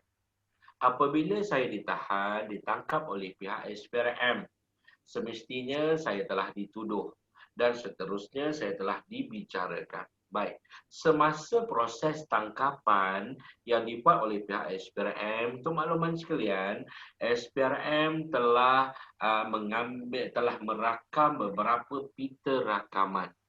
Baik, rakaman-rakaman tersebut dirakam menggunakan pita rakaman dan ada terdapat 6 pita rakaman yang telah dijadikan sebagai barang bukti. Baik, barang bukti tersebut tidak lain tidak bukan dikemukakan kepada mahkamah, dijadikan sebagai eksibit. Baik, tuan-tuan dan puan-puan, semasa saya ditahan, saya tak mengaku. Bila kita buat kesalahan, at the first place, kita tak mengaku. Frankly, kita tak mengaku. Saya tak mengaku. Isteri saya tanya, Abai buat ke? Abai tak buat. Oh, apa? Abai tak buat. Abai pijak semut tak mati. Oh, tuan-tuan dan perempuan. Semut mati. Abai tak mati. Oh, kita menafikan. Tapi tuan-tuan, apabila saya dihadapkan mahkamah dibicarakan, Datuk Razak bin Musa, pengarah pendakwaan SPRM, mengemukakan pita rakaman tersebut kepada mahkamah dan dipasang di dalam mahkamah. SPRM dah pegang speaker box ni besar. Dia pasang pita, maka terdengarlah suara saya. Guano tego, kita metok 5. Tuan-tuan buat. Rakaman perbualan telefon tu antara saya dan seorang anggota polis. Bertanya kepada saya, ditanyakan kepada saya, tuan, duit yang tuan minta 5 tu dapat 3 saja. Saya kata, guano 3, kita minta 5. Jadi oleh kerana perkara tersebut dirakam dan dikemukakan sebagai eksibit. Mulanya memang tak mengaku, tapi dengar suara saya macam tu, bagaimana situasinya? Hancur, tuan-tuan puan. Hancur seluruh hati keluarga. Bagaimana boleh dapat pita rakaman tersebut? Okey, pita rakaman tersebut, untuk makluman tuan-tuan dan puan, dalam kes saya, dia ada 5 watak. Ini secara ringkas. Okey, 5 watak. Watak A, B, C, D dan E. Kita simplifikan. Watak A, orang kena tuduh. Watak B adalah seorang anggota polis yang menjaga lokap di mahkamah. Watak C pula adalah seorang pegawai pendakwa, prosecuting officer. Watak D, saya as a magistrate, dan juga watak E, seorang peguam ketika itu. Baik, bagaimana berlaku? A jumpa dengan B, anggota polis. Menawarkan, ingat perkataan dia, tawar. So, siapa yang minta? A yang tawarkan, tuan-tuan dan puan. A tawarkan kepada B for 5K. B tak boleh pergi kepada C, tak boleh pergi dengan kepada magistrate. D pergi dulu dengan C sebab superior kepada B. Okey, B maklum kepada C bahawa A nak tawarkan 5,000 untuk dapatkan bond berkelakuan baik. Kalau tuan-tuan dan puan-puan lihat pada pertuduhan saya pada kotak merah tadi, apa yang saya buat? Saya minta sebagai dorongannya untuk lepaskan dengan bond berkelakuan baik. So ini yang requested by A. A request kepada B untuk dapatkan bond kelakuan baik, promise 5K. Simple. A tawarkan kepada B 5,000 untuk didapatkan bond kelakuan baik. So B jumpa dengan C, and then C yang jumpa dengan saya. Nampak sistem dia? Rasuah itu berekosistem. Kembali kepada tadi. Baik. Seterusnya, bila C maklumkan kepada saya tanya C, bolehkah kita buat macam ni? Maksudnya, bolehkah saya sebagai seorang magistrate bagi bond? Sebab, this is the first case in Kuala Krai. Itu makluman tuan-tuan dan puan yang saya handle. C dah almost 5 years as a PO. C dah 5 tahun as a PO. Dan saya baru 8 bulan sebagai magistrate. So, saya tanya dulu C. Saya tanya C. Dan ingat, rasuah ini diwarisi. Baik, C kata kepada saya, timbang tuan, Sebelum-sebelum ni pun kita pernah buat. Nampak? Sebelum ni pun kita pernah buat. Tak apa ke you sign borang kedatangan dalam kelas ni, lepas tu you keluar balik ni. Tak apa, orang lain pun buat juga. Nampak tuan-tuan dan puan-puan? Itu contoh. Okey. Seterusnya balik pada tadi A, B, C, D dan E. Bila C jumpa saya, maklum kepada saya, kata boleh buat, kita buat, kemudian kita jatuhkan hukuman, bon berkelakuan baik, dan kemudian A balik, A lari. Bila A balik, A run away. Dia promise tadi nak bayar for 5K untuk dapatkan bond. Kita nak bagi dia bond, tapi dia tak bayar. Dia tak gagal untuk bayar, refuse to pay, dia run away, dan seterusnya apa yang buat? C, ingat C ugut. C threaten A. C kata, if you don't want to pay 5,000 ringgit, we will appeal your case at the High Court. Kalau you tak bayar, kita nak appeal your case at the High Court. Dan A rasa takut, A rasa terancam, A buat report. Ini permulaannya. A buat report ke SPRM, dan semasa buat report, SPRM buat rakaman, buat panggilan telefon towards C. A telefon C, gunakan loudspeaker, sediakan pita rakaman, rakam perbualan. Itu prosedur biasa. Macam itulah boleh dapat pita rakaman. Ada 6 pita. A telefon C, C telefon D. Tuan-tuan dan puan-puan yang saya hormati sekalian. Itulah faktanya, sehinggalah saya ditahan, ditangkap, duit diletakkan di poket pintu kereta sebelah pemandu. Dan kesannya, kita berbalik kepada kesan pada hari ini, kesannya tak lain daripada bukan. Saya nak spesifikkan kepada dua. Yang pertama kepada organisasi, yang seterusnya kepada diri sendiri dan juga keluarga. Ini kesan yang saya nak spesifikkan kepada hari ini, kepada tuan-tuan dan puan-puan dalam sesi Zoom pada hari ini, insyaAllah. Baik, yang pertama sekali saya nak kongsikan satu keratan surat khabar. Dia tulis dekat sini perkataan. Baik, perkataan apa yang ditulis dekat sini? Pada ruangan chat, saya nak minta tuan-tuan dan puan-puan, give me one single word. Bagi saya satu perkataan yang tersurat. Bukan yang tersirat, yang tersurat. Ini jawapan please. Daripada kita ada sekarang 424. Magistrate. Cik Khairul Helmi, itu jawapan yang saya mahu. Terima kasih. Magistrate di penjara. Magistrate. Okey, di ruangan chat, tolong jawab soalan saya. Ada atau tidak my name appear dalam keratan akhbar? Ada atau tidak? Yes or no, please. Ada atau tidak? Yes or no? Ada. No, ada. Yes. Ada. Yes, ada. Alhamdulillah. Ramai yang jawab ada. Tapi di mana adanya nama saya? Nama saya ada dalam perenggan. Bukan pada tajuk. Nampak tak? Ini mesej dia. Kita baca tajuk. Tuan-tuan dan puan-puan, 424. Cuba baca tajuk. Baca tajuk saja. Baca tajuk saja. Magistrate di penjara 6 tahun. Ada tak my name appear? No. My name appear only in the second paragraph. Dalam perenggan yang kedua, Hakim Sabari Osman ketika menjatuhkan hukuman bagi pertuduhan pertama menetapkan tertuduh Muhammad Firdaus Ramlan 30 tahun di penjara 3 tahun serta denda RM15,000 dan jika gagal membayarnya boleh dikenakan penjara 12 tahun. My name appear only in the second paragraph. Tapi bila baca tajuk yang keluar tak lain tak bukan magistrate. Inilah yang saya nak kongsikan kepada tuan-tuan dan puan-puan. The whole system of judiciary hancur. Sebagai contoh yang terbaru di Johor, the whole system of JIM, Jabatan Immigration Malaysia, hancur. Moral kaki tangan penjawat rakan-rakan sejawatan hancur apabila seluruh jabatan netizen Malaysia, kawan-kawan, hati-hati. Kita ada satu jabatan yang cukup aktif, iaitu Jabatan Netizen Malaysia. Cukup cekap buat kerja. Kalau tunjuk jam, dia boleh tahu berapa harga jam. Kalau angkat tangan berdoa, baik, ketika berdoa, nampak muka. ketika ditangkap tutup muka melalui DNA jari, bulu-bulu di jari, di lengan, di tangan, dia boleh detect siapakah seorang yang ditangkap tu, tuan-tuan dan puan.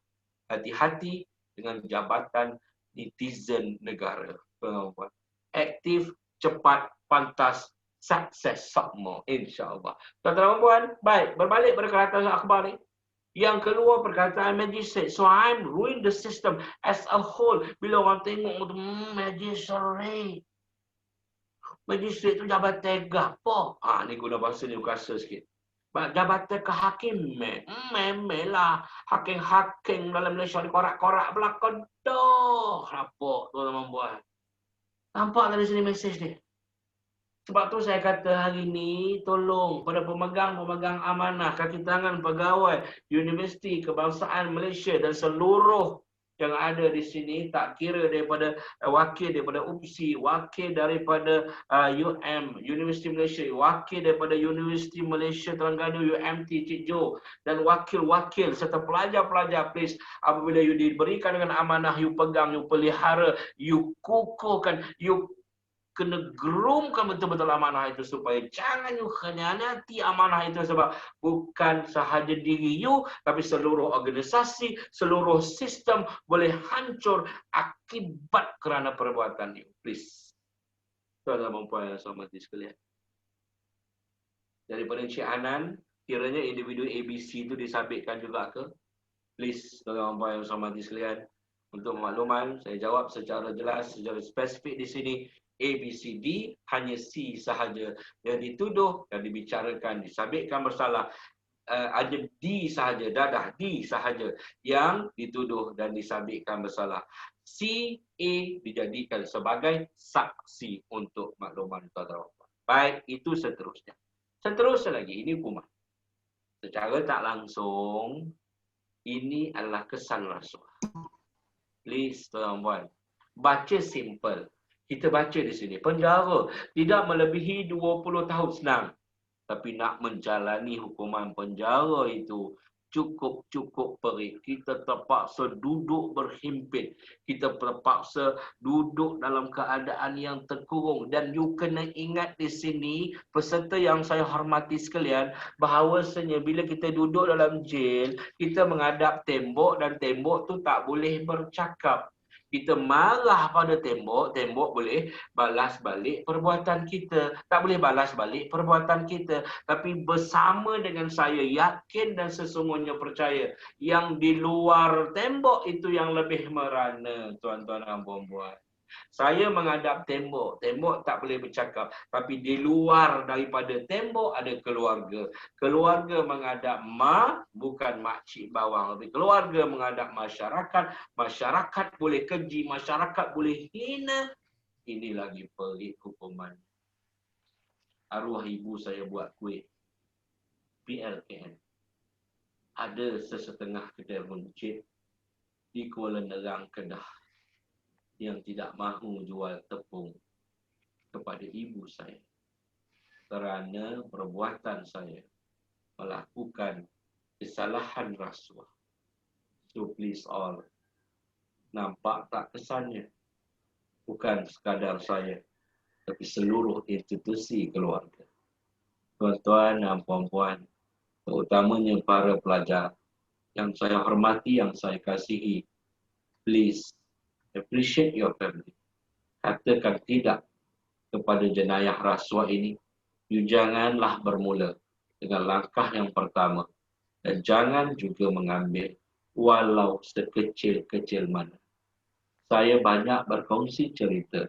Dan ada juga yang berkongsi cerita bersama dengan saya.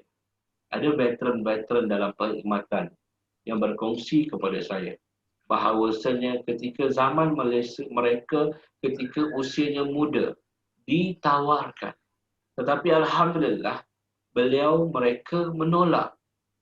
Kerana penolakan itulah yang menjadikan kehidupan mereka tenang. Bila letak kepala tidur, malam boleh tidur dengan nyenyaknya.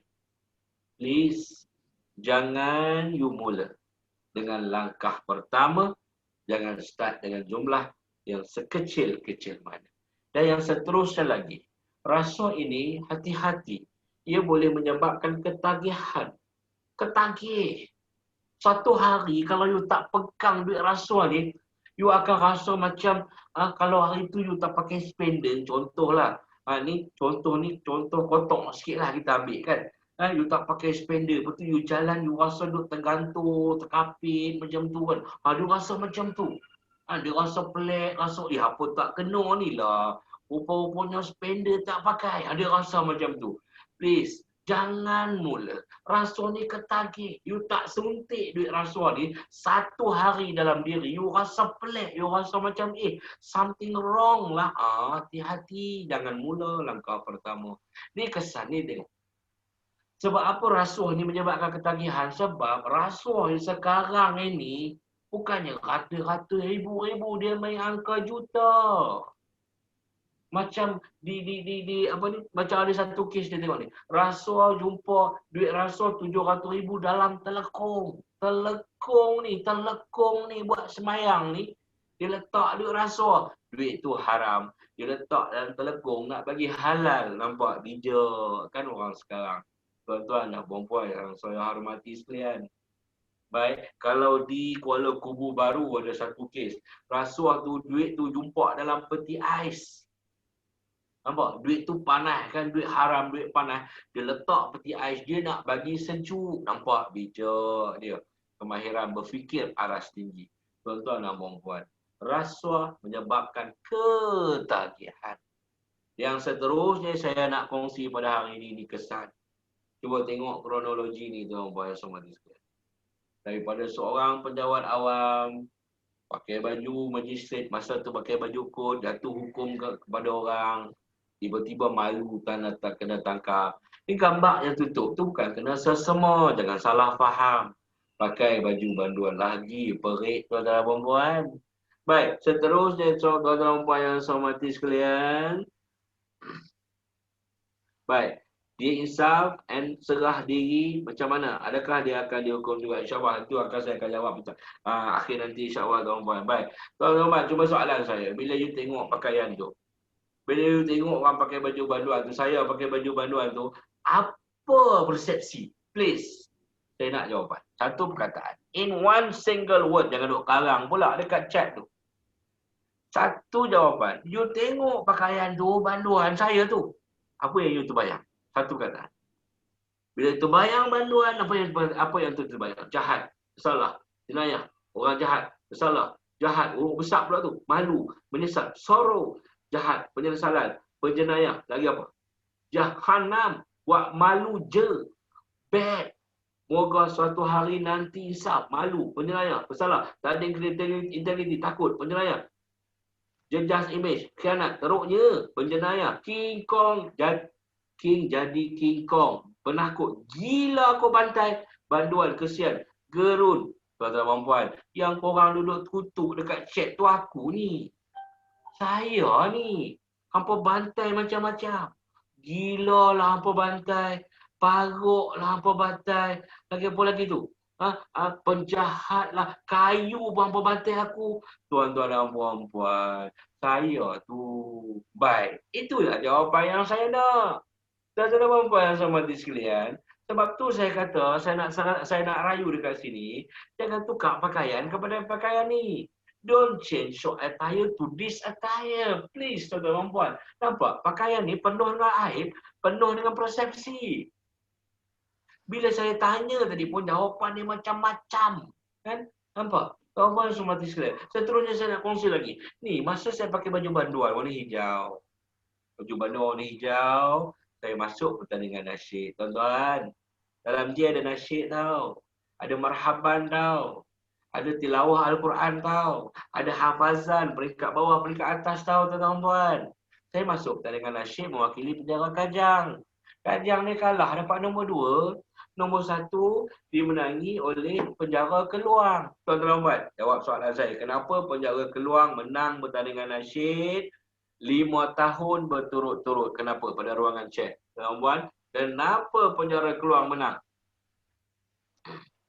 Warna dia sebab ada Sebab sebab rasuah pun ada. Mana ada rasuah? Tak ada unsur rasuah. Sebab ada agama kod dah sini. Tuan-tuan, sebab ada Ameng Spring. Kenal ke tidak Ameng Spring? Pelajar-pelajar, you kenal ke tidak? Ke you kenal Kai Bahar saja? You kenal siapa ni? Uniboy, sakit nakal sahaja. No, please. Okay. Tuan-tuan, tak dengan nasyid. Dia buat dibentung masa tu. Dia menangis oleh penjara keluar. Baik, untuk makluman sekalian, saya kongsilah dekat sini kita ada 423. Tapi jangan pecah dekat luar. Baik, 424 sekarang ni. Untuk makluman sekalian, saya pernah duduk satu sel dengan Ameng. Masa kita terlibat dengan program mesej penjara. Untung dalam J, tuan-puan. Sebab apa? Sebab bila saya dapat duduk satu sel dengan Ameng, saya boleh nampak kesan rotan atas punggung Ameng. Nampak? Untung kan dalam jail boleh tengok punggung artis. Encik Ehsan, Puan Nuril Izzati pernah tengok? Tak pernah kan? Tuan-tuan dan puan-puan. Saya pernah tengok punggung Ameng Spring. Tuan-tuan dan puan. Nampak? Bukan nak kata seronok masuk jail. Tapi nak kongsi bahawasanya, tuan-tuan dan puan, saya jumpa Ameng dalam penjara. Please, lepas ni UKM boleh jemput saudara kita Ameng. Terbaik orangnya. Daripada kosong Al-Quran. Dia kata ni, daripada saya tak boleh mengaji. Tapi bila masuk penjara 8 tahun sebelum rotan, dia boleh menyanyi, dia boleh baca Al-Quran dengan lancar. Dia boleh khatam Al-Quran insya-Allah, tuan-tuan. Boleh jemput juga saudara saya, sahabat saya insya-Allah, tuan-tuan, ke Universiti Kebangsaan Malaysia selepas ni. Baik, saya nak kongsi lagi. Balik pada Bentung. Ini cerita dia. Balik daripada Bentung, saya berhenti dekat tol Bentung. Daripada Karak kan, berhenti tol Bentung. Kita turunlah nak kencing, nak buang air. Kita turun selesai kat toilet lelaki. Sementara nak tunggu, kita pakai gari. Gari tu berantai. Sementara nak tunggu rakan-rakan yang selesai lagi, kita pun keluar. Bila kita keluar sampai dekat pintu depan ni, standby pintu depan, adalah seorang kakak dengan anak dia nak masuk, tuan-puan. Bila nak masuk, nak keluar, kakak tu nak keluar dari toilet wanita. Toilet wanita depan satu hasta, satu depa macam tu, tuan-puan. Lebih kurang satu depa, depan-depan. Kalau tandas di tol Bentung tu. Jadi, bila dia tengok bantuan ni, dia terkajut ni. Dia kata, weh, cepat-cepat. Dia tarik tangan anak dia, tuan-puan. Cepat-cepat, tu bantuan. Dia tarik tangan anak dia. Dia lari, tuan-puan. Lepas tu, warden tu pula panggil, nampak. Kakak. Ni 6 orang bantuan. Ni semua kes potong 16, kakak. Lagi jauh kakak tu lari, tuan-puan. Nampak? Itulah persepsi dia. Kita duduk tengah peras, kalah nasyid, tak hilang lagi rasa rasa gelis kalah ni, rasa sedih kalah ni, kena keji depan toilet. Ini kesan. Don't change your attire to this attire. Baik, tuan-tuan dan puan yang hormati sekalian, nampak? Ini kesan. Masih lagi dalam senario kesan. Bila kena tangkap, dituduh. Ada kes, Dua orang tak ni? SPRM. Alamak. Macam mana ni?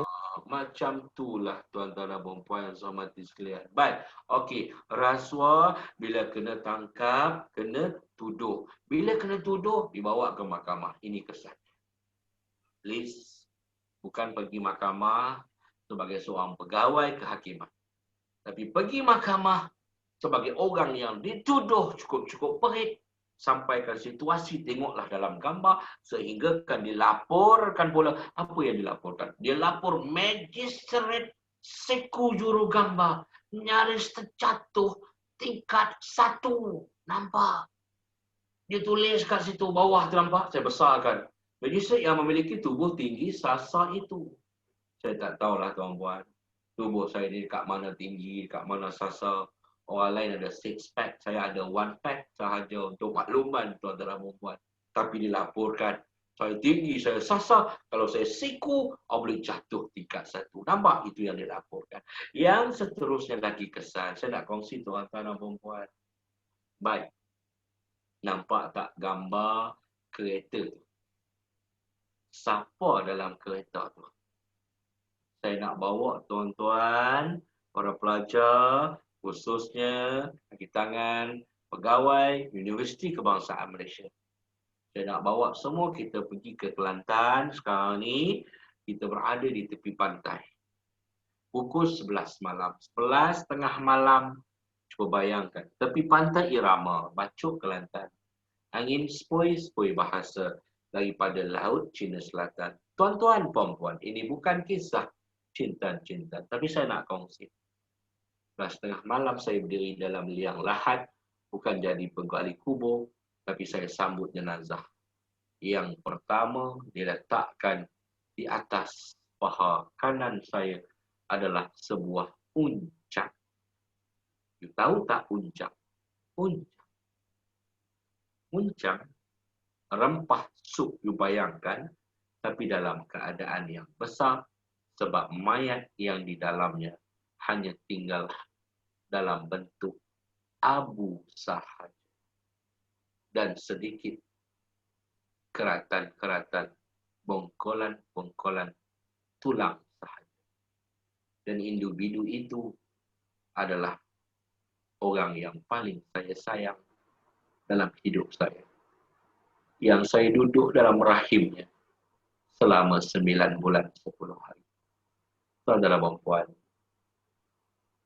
mak saya, adik saya, dan juga ayah saya, ayah tiri saya telah terlibat dalam kemalangan jalan raya dan ketiga-tiga orangnya telah meninggal dunia serentak.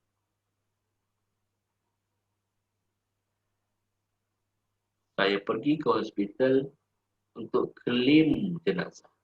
Ambil jenazah, bawa balik ke Kelantan untuk dikebumikan.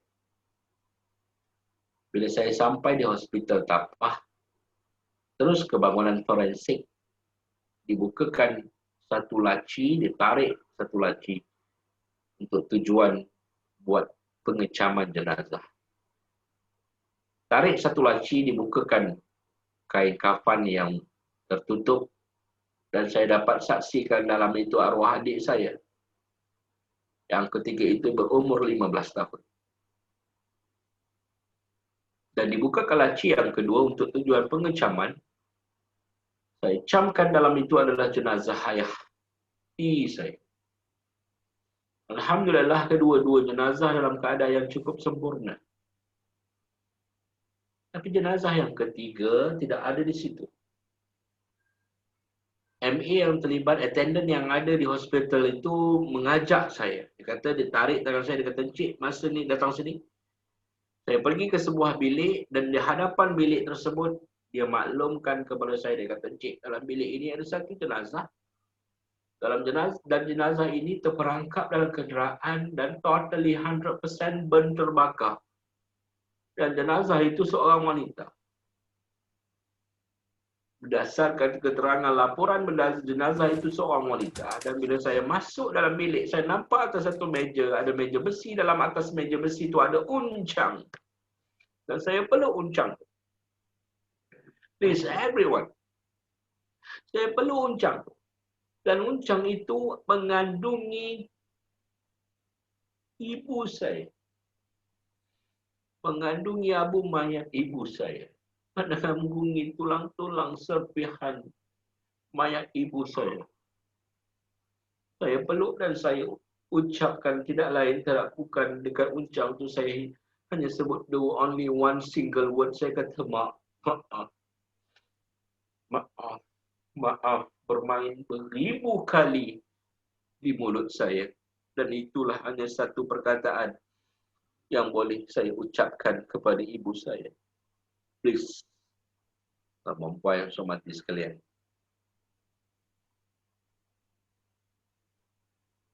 Jangan bagi makan keluarga daripada duit yang haram. Simple. Sebabnya saya bekerja sebagai seorang magistrate 3 tahun. Dan sepanjang 3 tahun tidak ada gagal. Saya hantar keluarga saya belanja wang ringgit setiap bulan. Tapi dalam sedar, bukan tak sedar, dalam sedar saya hantar duit kepada ibu saya daripada duit haram. Saya bagi mak saya makan duit haram. Sedangkan Ibu saya tak pernah sumbat mulut saya dengan duit haram. Tapi tergamak saya suapkan mulut ibu saya dengan duit haram dan menyebabkan ibu saya totally 100% terbakar. Saya rayu kepada semua. Saya sujud sembah kepada semua. Tuan-tuan dalam sesi pada hari ini, kita mencari nafkah dalam keluarga. Jangan camak, jangan tergamak sampai hati. Beri makan keluarga daripada duit yang haram. Ini kesan yang saya tak tertanggung. Sampai hari ini ibu saya tak pernah hadir dalam mimpi saya. Ibu saya tak pernah ucapkan maaf kepada saya. Saya tak pernah dapat kemaafan daripada ibu saya. Dan ini satu penyesalan yang cukup saya sesalkan. Please everyone, jadikan saya ini sebagai pedoman. Gagal memberi makan yang halal kepada keluarga, kesannya pergi. Ingat, yakin, percaya dengan saya. Halal haram ini bukan semata-mata kerana rasuah. Tapi for staff UKM khususnya, susur galur keberkatan rezeki itu juga berpunca daripada kegagalan kita menguruskan masa bekerja di pejabat. Tambahan pula sekarang work from home, BDR, bekerja dari rumah. Tolong. Mentang-mentang tak ada pemantauan bila you berada di rumah, you bukan work from home, tapi you work from pasar. You work from mamak. You work from memancing.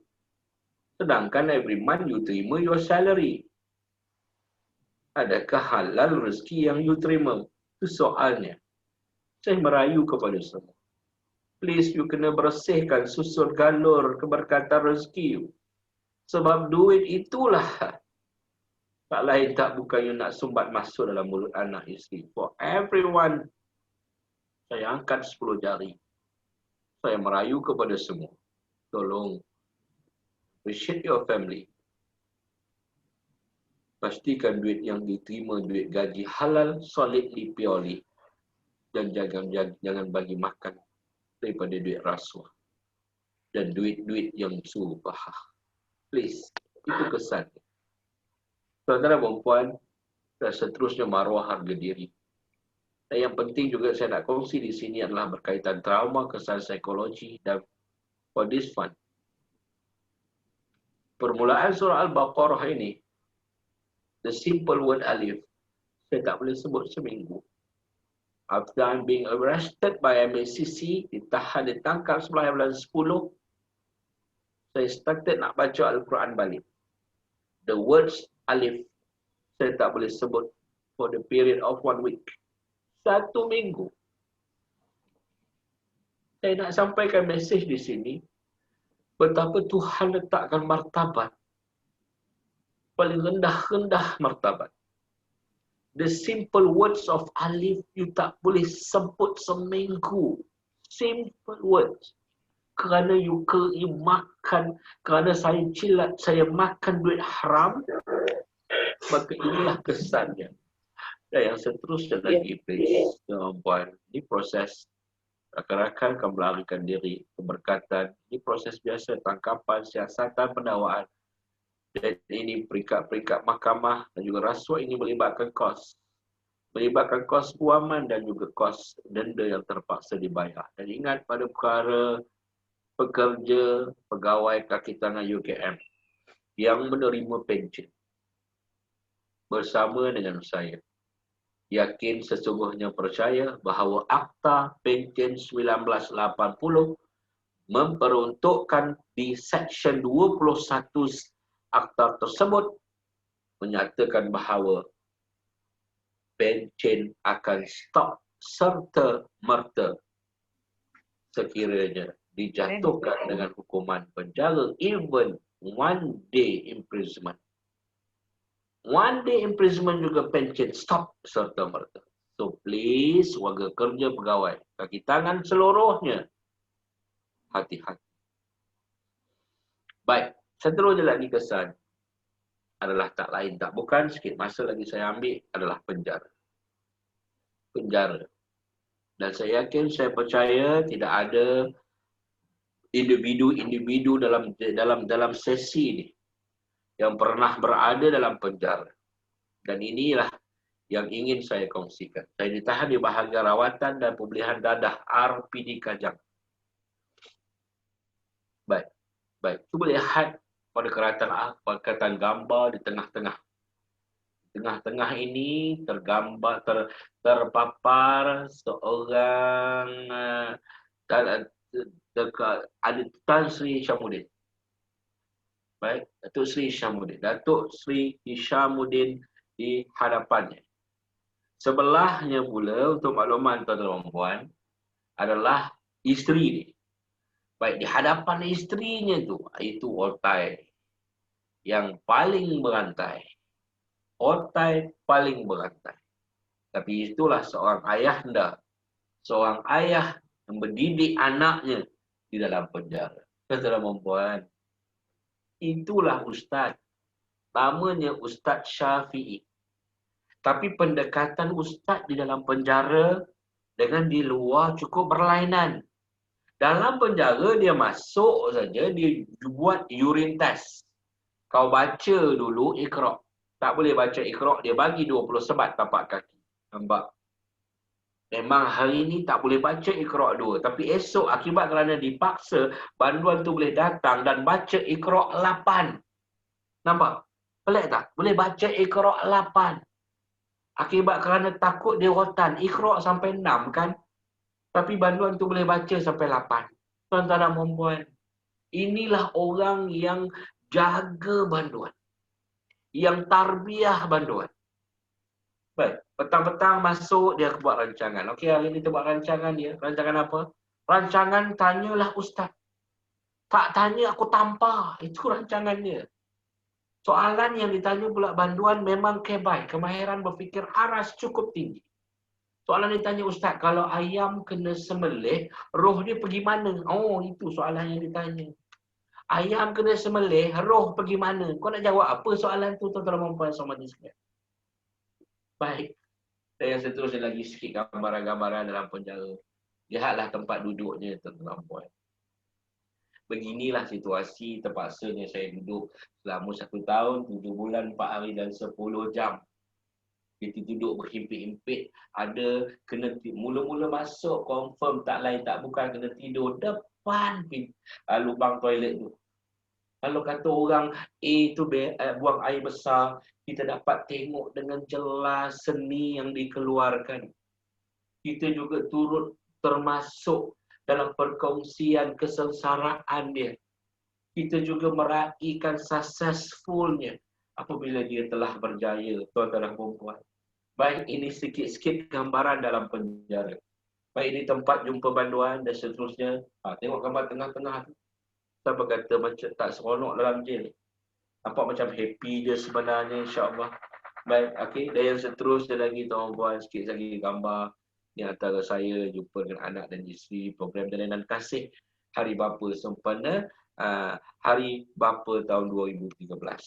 Dan yang seterusnya, saya nak simpulkan sedikit pesanan daripada saya sebagai seorang individu yang pernah ditahan, ditangkap, disabitkan bersalah, menjalani hukuman penjara. Saya nak menyeru kepada semua, tak kira sama ada pelajar, kaki tangan, maupun siapa sekalipun, please appreciate your family. Hargai keluarga. Dan hargailah keluarga ini dengan cara yang tersendiri. Usah untuk menghargai keluarga kita ni, kita nak adopt keluarga yang lain, please. Maksudnya di sini, ikutlah kemampuan kita. Dan yang seterusnya, yang saya nak kongsikan di sini, please appreciate your freedom. Hargai kebebasan. Tuan-tuan dan puan, sesungguhnya walau sekarang ini kita berada dalam tempoh PKPB, tapi masih lagi kita boleh keluar ke sana dan ke sini dengan mematuhi SOP. Baik, cuba bayangkan contohnya semasa PKP. Dalam tempoh PKP, kita tak boleh ke mana-mana. Tapi Alhamdulillah juga, kita berada di rumah, ada anak isteri, ada keluarga, dan ada segala kelengkapan asasnya.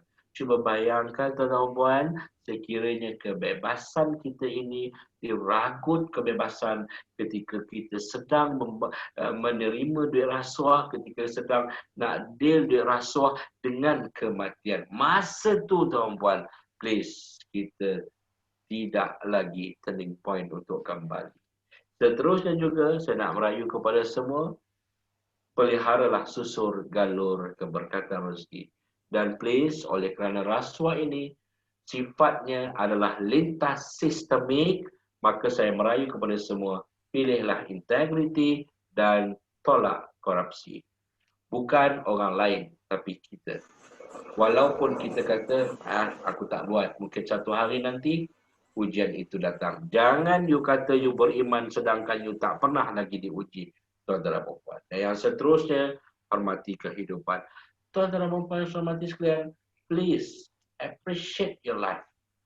Hormati kehidupan. Hidup ini indah. Jangan you tikam. Jangan you membawang. Jangan you keji. Jangan you hina kehidupan orang lain. Tapi sebaliknya, you appreciate your kehidupan dan juga kehidupan insan lain. Dan yang paling penting di sini, hayati hidup secara beragama. Dan sedikit pesanan, tuan-puan, rakan-rakan kita yang agak culas dalam pekerjaan, termasuk juga isu integriti, dan sekiranya ada rakan-rakan kita yang melakukan kesilapan rasuah di luar sana, please tell to them to make a U-turn. Buat pusingan U-turn kembali. Kita sentiasa muda untuk melakukan dosa, tapi kita tidak pernah tua untuk kembali dan bertaubat kepadanya. Oleh yang demikian, saya serahkan kembali majlis ini kepada Tuan Moderator kita. Terima kasih. Assalamualaikum warahmatullahi wabarakatuh. Baik daripada Allah, buruk semata-mata daripada saya. Sekian. Wabillahi taufiq wa hidayah. Assalamualaikum warahmatullahi wabarakatuh. Sekian, terima kasih. Baiklah, terima kasih kepada Tuan FR kita di atas perkongsian yang saya kira sangat-sangat memberikan inspirasi dan sekejap ya, start the video. Okay. Alright.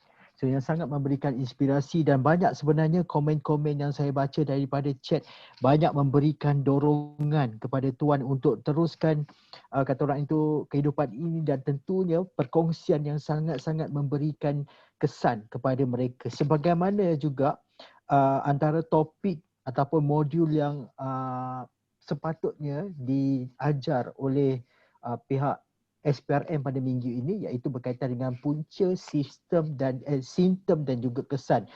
Itu antara yang telah dikongsikan oleh Tuan itu tadi. Dan bila kita selusuri antara punca-puncanya, memang sudah tentulah tadi, bila ada kuasa, bila ada peluang, tolakkan dengan integriti, maka rasuah pun boleh berlaku. Walaupun ada kiasan-kiasan tertentu yang saya kira mungkin adik-adik pelajar kita ramai yang tak dapat tangkap ni Tuan FR.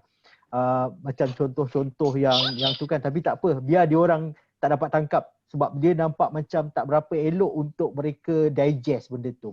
Alright, tak apa. So seterusnya kita ada sesi soal jawab. Ada beberapa sebenarnya soalan yang saya pick up daripada chat.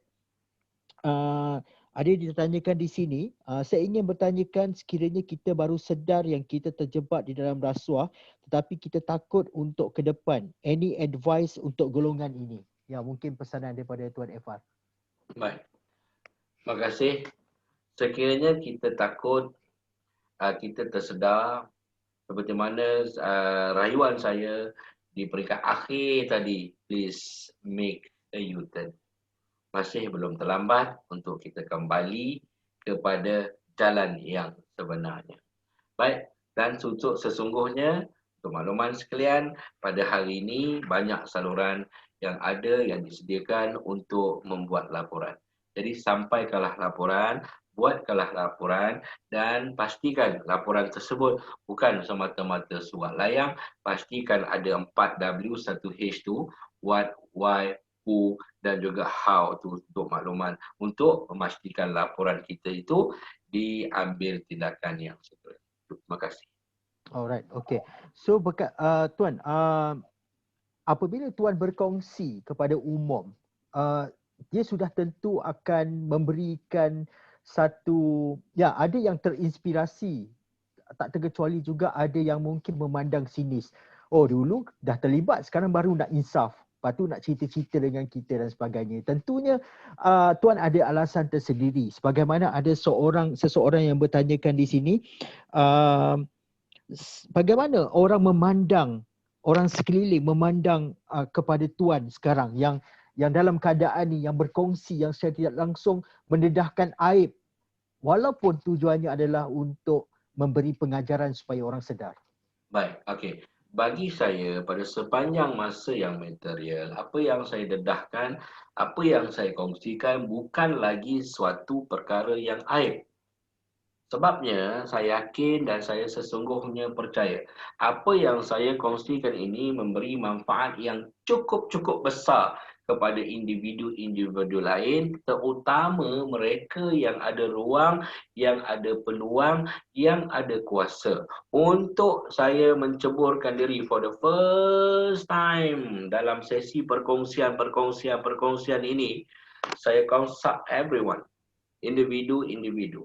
Bukan semua orang yang saya masukkan sini adalah individu-individu yang rapat dengan saya. Yang terutamanya ibu mertua saya. Yang keduanya adalah isteri saya. Maknanya saya dapatkan green light terlebih dahulu daripada keluarga. Dan ingat tuan-tuan dan puan, dalam diri kita ada suatu kekuatan. Carilah kekuatan tu. Alhamdulillah, saya jumpa kekuatan tu. Dalam diri saya ada kekuatan banduan. So nampak tak? You kena think positif. You kena tengok sesuatu perkara tu dalam pendekatan yang positif. Memang kalau you tengok banduan tu, kita akan nampak dalam negative way. Tapi you kena manipulate negatif tersebut kepada yang positif, dan positifnya pula bukan semata-mata untuk diri sendiri, tapi positifnya pula kita kena salurkan kepada umum. Barulah yang negatif itu secara tak langsung akan tertimbus. Baik, itu jawapan. Baik, terima kasih tuan. Dan ada komen terakhir yang saya ingin bacakan. Dia mengatakan, steady tuan, setidak-tidaknya tuan buka mata masyarakat, rasuah tidak mengenal pangkat. Dan actually ramai lagi penjawat awam yang monopoli pangkat untuk terima rasuah. This is fact. Yang itu last tu tak boleh komen lah. Itu memang perkataan itu berlaku sekarang ini. Tetapi apa yang tuan dedahkan, kalau tuan tak dedahkan, kita semua tak akan dapat merasai apa yang tuan alami. Dan saya kira untuk sesi hari ini ianya sudah cukup mencapai matlamat. Banyak komen-komen yang kita terima. Ada permintaan daripada pihak peserta ni kepada UKM khususnya untuk menjemput Aming Spring ke pentas ini.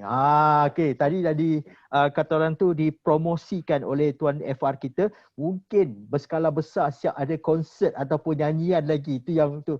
Sebab kalau tuan FR ni kalau dia buka mulut mungkin kita tak tahu suara dia. Tapi kalau Aming tu kita dah tahu dah dia punya suara macam mana. Sebab tu dia jadi juara untuk 5 tahun berturut-turut. Alright, jadi itu saja daripada saya. Terima kasih kepada tuan FR juga.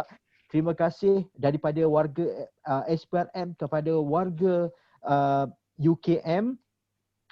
Tentu juga kepada tuan penceramah kita, tuan FR kita, kerana sudi kata orang itu ke udara pada pagi ini, mengambil masa yang sekitar 2 jam untuk bersama-sama. Dan serangkap pantun dari saya, warga UKM hatinya bersih. Sekian, terima kasih. Saya kembalikan semula kepada Tuan Rajin. Silakan tuan. Ending yang sangat sedih berkasih-kasih kita. Jadi saya pun mengambil kesempatan untuk mengucapkan terima kasih kepada tuan penceramah kita. Sebenarnya macam di awal tu, ini bukan kali pertama. Sebelum kita akhiri sesi ini, kita request untuk masing-masing kalau boleh sama ada tunjuk thumbs up ataupun on camera untuk kita buat foto untuk kenang-kenangan. Okay? Boleh sekarang? Quick one lah. Sekejap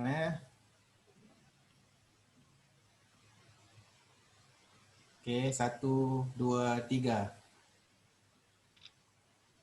Okay, sekali lagi saya pergi ke page yang lain. 1, 2, 3. Okey. Jadi mengambil kesempatan ini, saya juga bagi pihak Universiti Kebangsaan Malaysia mengucapkan terima kasih kepada semua pihak yang telah menjayakan program ini, dan saya percaya ini adalah memang sangat berjaya yang menghampiri 400 lebih peserta menyertai, dan seperti mana dimaklumkan di awal, program ini adalah atas kerjasama bersama dengan SPRM, Unit Integriti, Pusat Citra Universiti, Kolej Burhanuddin Helmi dan juga Angkatan Mahasiswa Anti Rasuah UKM. Diharap program sebegini akan kita terus suburkan demi kebaikan bersama dan sebagai iktibar untuk kita sama-sama menjadi warga yang berintegriti. Jadi berdasarkan kata-kata itu, saya akhiri sesi ini. Terima kasih kepada semua pihak sekali lagi, dan kepada warga UKM, pelajar dan juga kaki tangan, sila isi borang yang telah dilinkkan di chat box, dan di situ adalah borang untuk kehadiran dan juga untuk menjawab kuis. Jadi kita akan hubungi pemenang kuis yang bertuah melalui email ataupun telefon untuk tujuan pemakluman dan penghantaran hadiah. Jadi terima kasih kepada semua. Jumpa lagi di lain siaran.